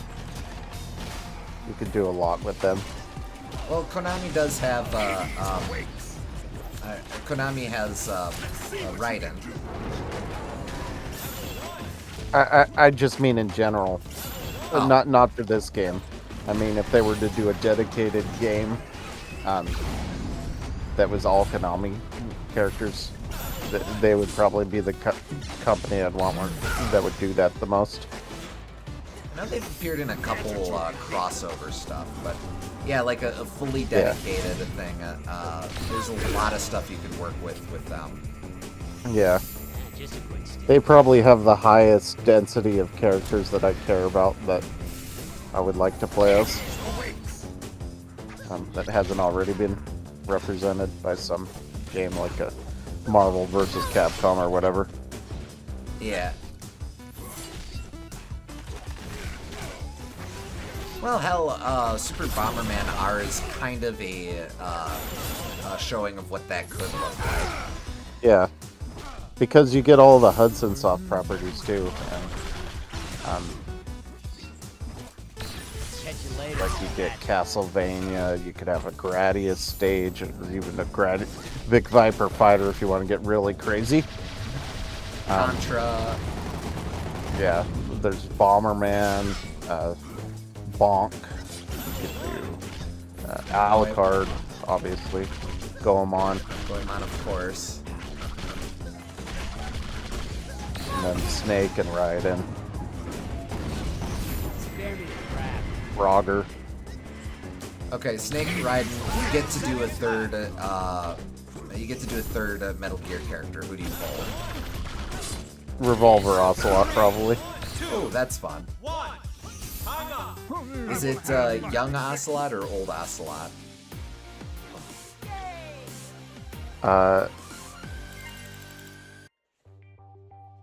Young Ocelot, but old Ocelot is a costume. Okay. I can dig that. Really cleaning up on this one. Yeah, it's a lot easier once you notch it down to the easiest difficulty. Like I said, at this point, I'm just just showing off stuff. Yeah, that's fair. Franzia from Oh, Loco Roco. Yeah, here's the Loco Roco stage. Time to jam. nuclear stuff. Orange lightning! Ready? Fight! And then you could have like Pyramid Head, and you could have Shiori Fujisaki as a fighter. You know, I'd be down for that. Oh yeah.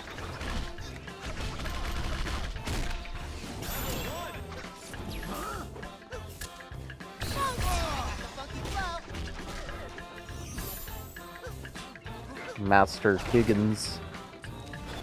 Oh yeah.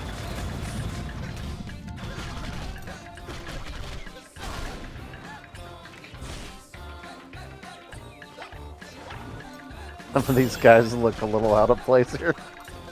Some of them? Well, Parappa doesn't seem too out of place. Oh, right. And actually, I do want to stretch this out a little bit just to get to the crossover.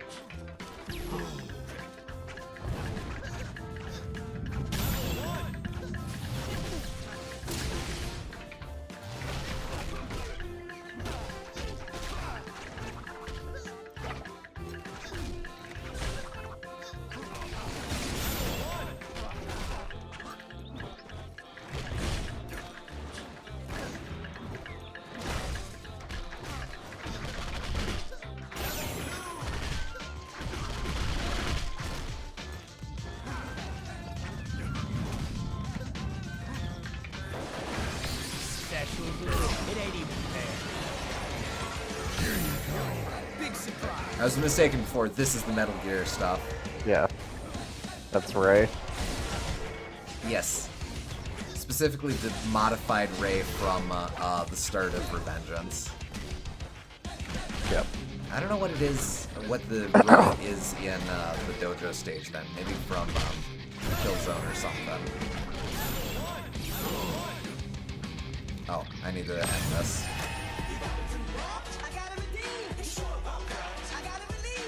Kind of wish you could interact here, but it's purely cinematic. Yeah.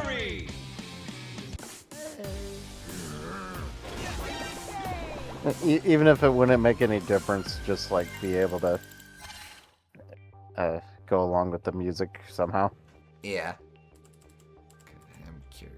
Oh no, I closed Firefox. Never mind.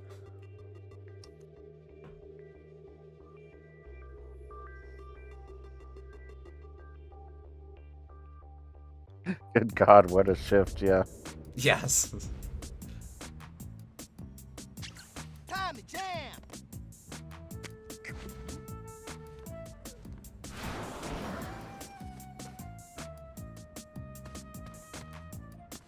Ready? Fight!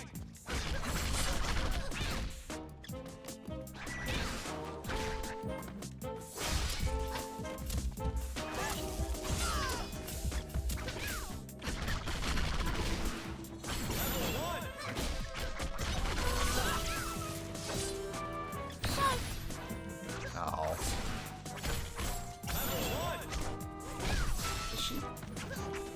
Does Nariko summon Gecko leaves with her attacks? That's interesting. I can't remember that being a thing in Heavenly Sword, so I don't know what that's about.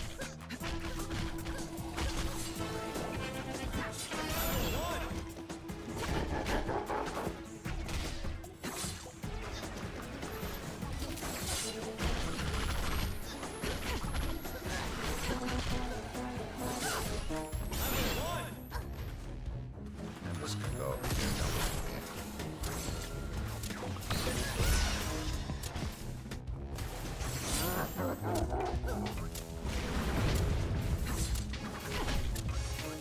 I can build up meter faster by With me. War fury to every blow.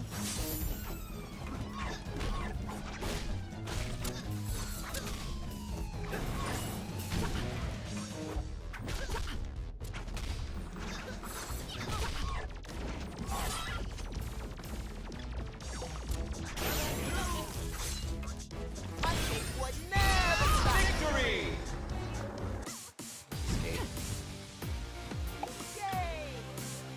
Oh, he just fucking died.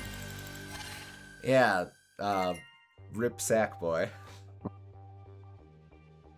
Sackboy, more like Sacked Boy. Again, I don't know Little Big Planet, but that probably is the death animation. Wouldn't surprise me. What's with the monkey chase? Why did you stop me? Those monkeys are taking over the planet. That's the first monkey I've seen all day. What world are they taking over? You must be working for Spectre too. Well, this net will hold you as well as it does those monkeys. There's no way you can put me in a net. And what makes you think you can stop me? Yeah, I gotta believe. So why does he jump to that conclusion? He's literally just standing there doing nothing. Yeah, I don't know. At least with the other one, they had a thing that they wanted and were fighting over it. This, he wasn't even doing anything. I think Spike. I think Spike may have lost it. Oh, do you think he's that way about dog people? Oh no. Oh, we can only hope not.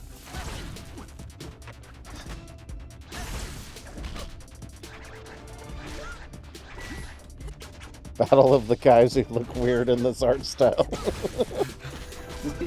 Yeah, pretty much.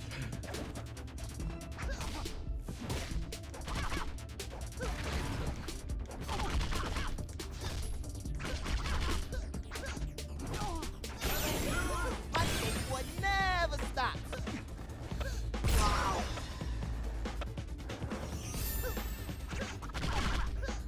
Gotta see if I can't land that on my level 1.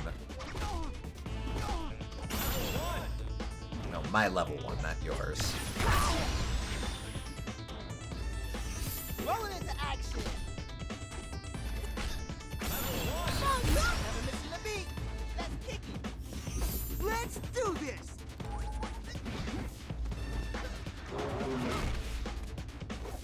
I don't know what that is.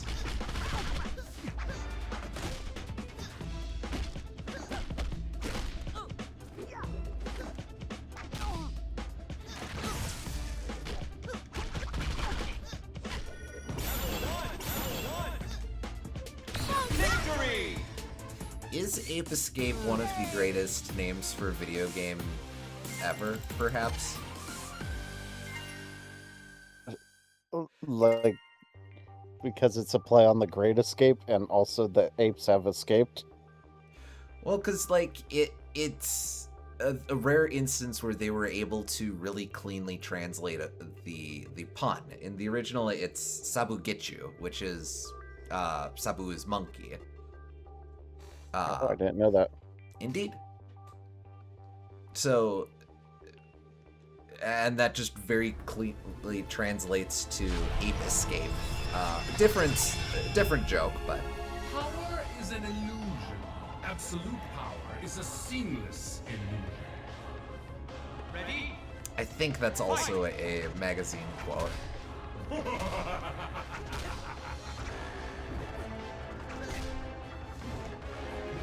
I am supreme.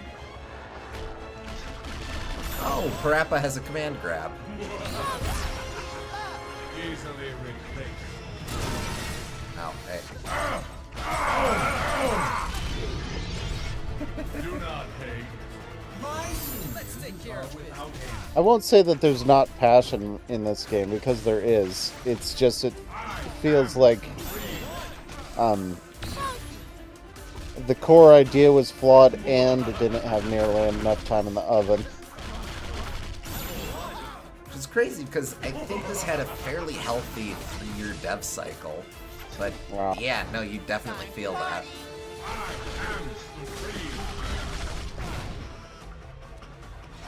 It's weird because in some respects, I feel like this is the best realization for this particular idea.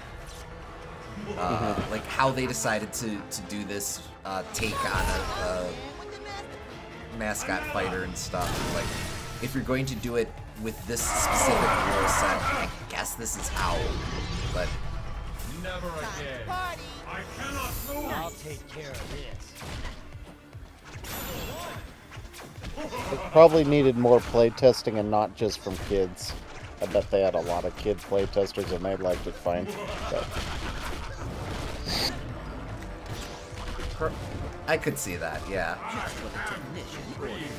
can end this party right now.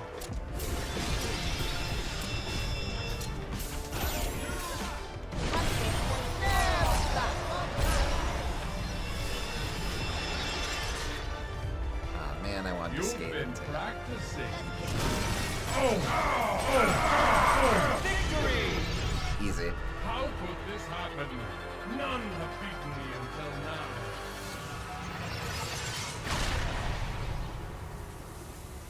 We've played through 3 other classic modes. I think that's demonstrably false. Maybe they're all happening at the same time. Time compression. I guess Final Fantasy did get in there somehow. The gang? I thought I'd never see them again. Parappa, you're back. We've all been wondering where you went. It's good to see you all, too. Is that Joe Chin on that poster? Yeah, he's gone missing. It seems as though he wanted to be in some contest, but he wasn't invited. No one knows where he is now. A contest? I wonder. Let's go to Club Fun. Sounds fun. Are you going to perform, Parappa? Yeah. And I can't wait to show off my new style. Actually, Joe Chin trying to get into Battle Royale is cute.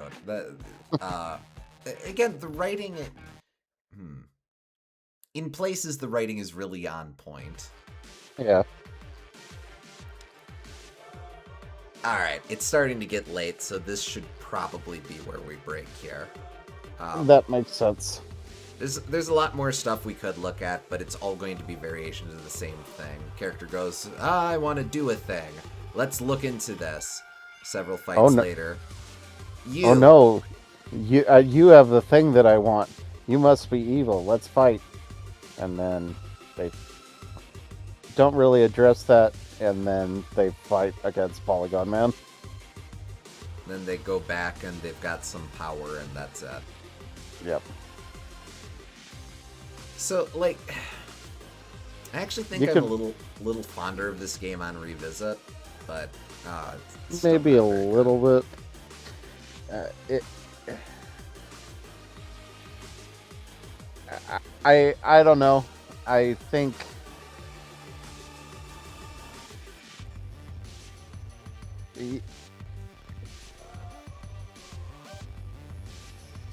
comparing it to Smash Bros, obviously it makes Smash look way better. Yes. But does it have value outside of that? Like, pretend it existed in a universe where Smash never existed. Maybe this would be novel in that, like, these characters all were brought together. Like, if this were like, if this thing hadn't been done before and this happened to be the first of a series, and then, like, it was a promise for things more, this could be, like, humble beginnings, and then we all look back fondly about back to this original thing, the way we kind of look at Smash 64. Mm-hmm. But, of course, that timeline never happened. Yeah. And it's also maybe a little this would have been in the PS3 era, so it'd be even kind of late for that. So, like, Smash Bros. 64 worked in part because the 90s were huge on fighting games, and that was like the first time you had a crossover game that wasn't just crossing over 2 companies at most. Well, I shouldn't say that because it's only crossing over 1 company, but properties involved were so distinct that it felt very original. And Sure. it was like the only fighting game on the N64 and stuff. But the only good fighting game. There you go. But like, I don't know. I think Smash Bros. Always had depth to it, which makes me think that a lot of those people that said Smash Bros. Oh, it's not a fighting game, it's just a party game. I always never took those really seriously because you can clearly see the difference between a high-level player and a low-level player. They play the game completely differently and can do wild combos, and that's true for every Smash game to an extent, even the ones I'm not particularly fond of. This kind of feels like what the people who don't know about Smash Bros. Think Smash Bros. Is like, where you just move towards the character and hit them, and then eventually you hit them with the big quote-unquote smash attack, and then you grab random items to help along the way, and then you do that over and over again.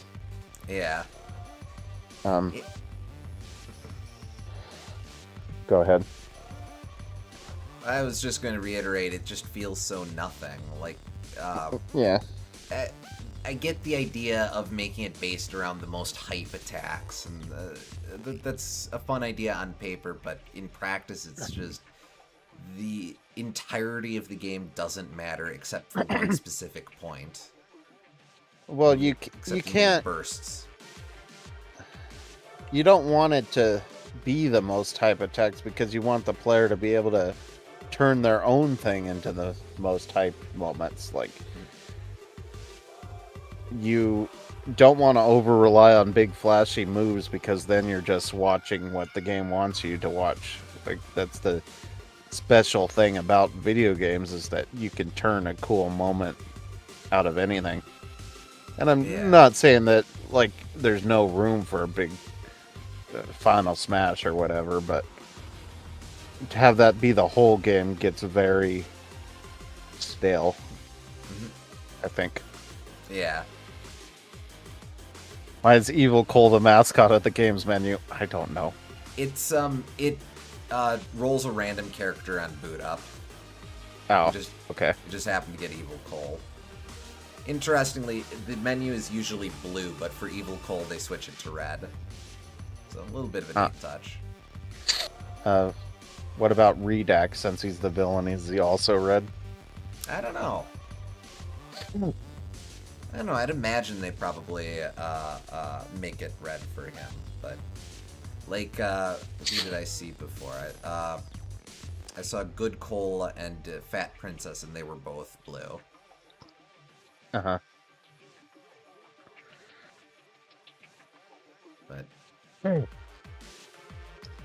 I guess the only other question I have is, did this make you interested in exploring more of these characters series? Select your character. Just have well, some visual elements of the cast to be fair, we most of the characters we explored I had already known to a degree. Like, I knew Nathan Drake from Mercs, I knew Sly Cooper from our playthrough, and I already knew Jack quite a bit.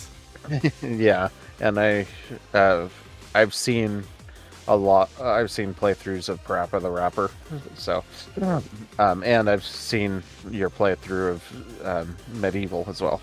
Oh, so sure. I've seen all those. I watched a playthrough of Ape Escape as well.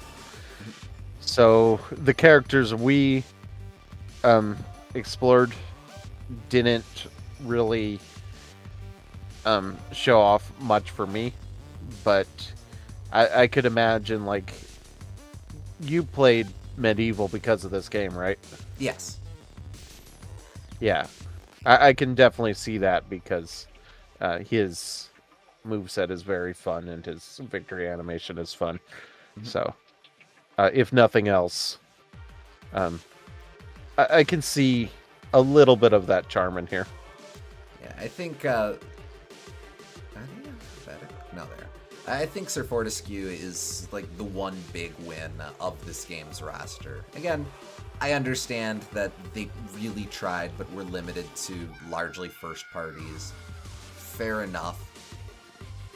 At the very least, Sir Fortescue is kind of an obscure pick that highlights a lot of the benefit of that type of approach. Yeah. Maybe Toro too, but like you said, we didn't see much of him, but and most of his games are Japan only, so I don't know, but I'm at least curious about this weird little cat. Yeah. Sweet Tooth has an interesting design, so I could see him being appealing, but then you probably learn that it's a vehicular combat game, and then you're kind of turned off by it. Yeah, I don't... again, I don't know Twisted Metal very well. I don't know that there are a whole lot of times where you're actually out of the car. Yeah, that's not really a fault of the game. It's just... Or this game, for that matter, because he does have a very identifiable character design. It's just... I don't... It creates a weird mismatch of people who might be interested in that character wouldn't really necessarily be interested in the game he's from. Kind of a Captain Falcon problem. Yeah.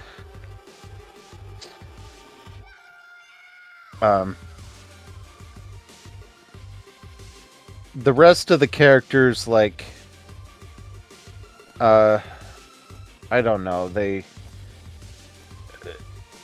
are probably done better elsewhere, or just don't seem like the game shows off enough of them. Sure. From what I've seen. Which isn't a whole lot, but... And again, Fat Princess, like, why did you prioritize her of all things? Yeah. I suppose she would be like the PlayStation Network rep, so to speak, here, since those were all download exclusive. Uh-huh. That's not nothing. Still a little weird. I honestly don't know what Toro is from. I keep forgetting the name of the game. Doko Demo Isio. Japanese exclusive series, kind of virtual pet, kind of minigame compilation. These little dudes that you're hanging out with in an apartment that you're just playing stuff with, and the initial dude or the main dude you can select in each of them is Toro is a little cat dude. Yep. Was used for a lot of Japanese marketing, I believe, and kind of a de facto mascot in Japan, but never really got any traction in the West. Yeah. Imagine the Smash announcer going, "Fat Princess." Well, he'd probably do it a little goofier. "Fat Princess." I don't know.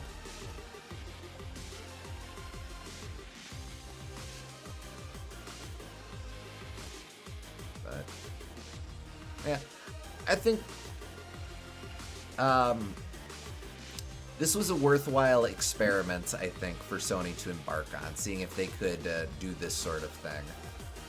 I think the answer is no, sadly, but I also hope that that doesn't preclude trying again someday. Mm-hmm. Every now and again, you'll get a rumor that, they're working on one. Like, I think there was a rumor for a little bit that the PS5 would have one where, like, Chun-Li was in it or something. And it's like, I'd be down for that. But, obviously nothing ever came of that.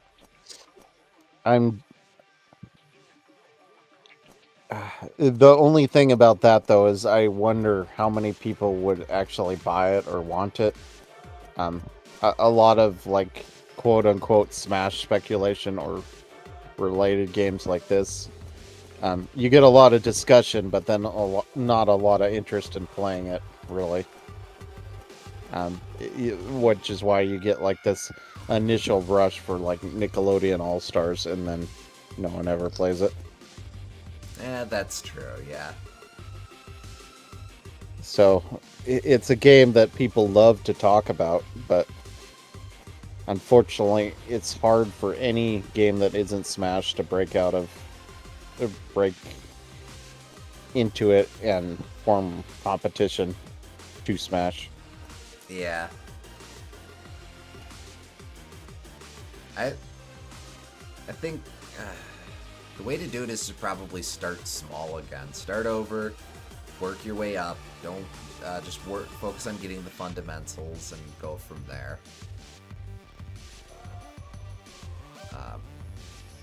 I honestly thought that the mechanics of Nick All-Stars were great. And they focused on precisely the right thing. They just needed a bigger budget to make a bigger impression out the gate. Yeah. But it focused on the mechanics, and it had recognizable characters, and started small, didn't try to do a big scope, and then people just forgot about it. So sadly, yeah. But all right, I think that's about all the ground that we can cover here. So in terms of the Sly Cooper series overall, this, like I said before, this was part of the road to Sly 4. Really would have liked to at least get to poke our head into PlayStation Move Heroes. It looks uniquely terrible, to be honest.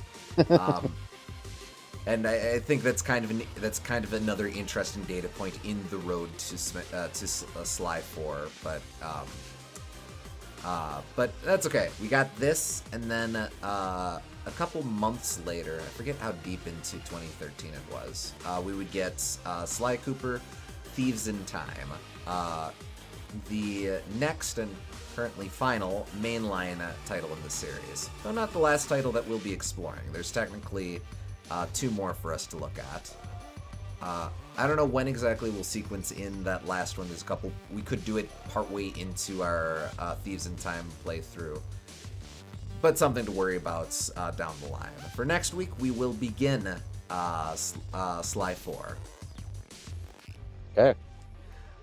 So be sure to look forward to that. But until then, thank you for joining us. We hope y'all had fun, and we'll catch you on the next stream. Catch you next time.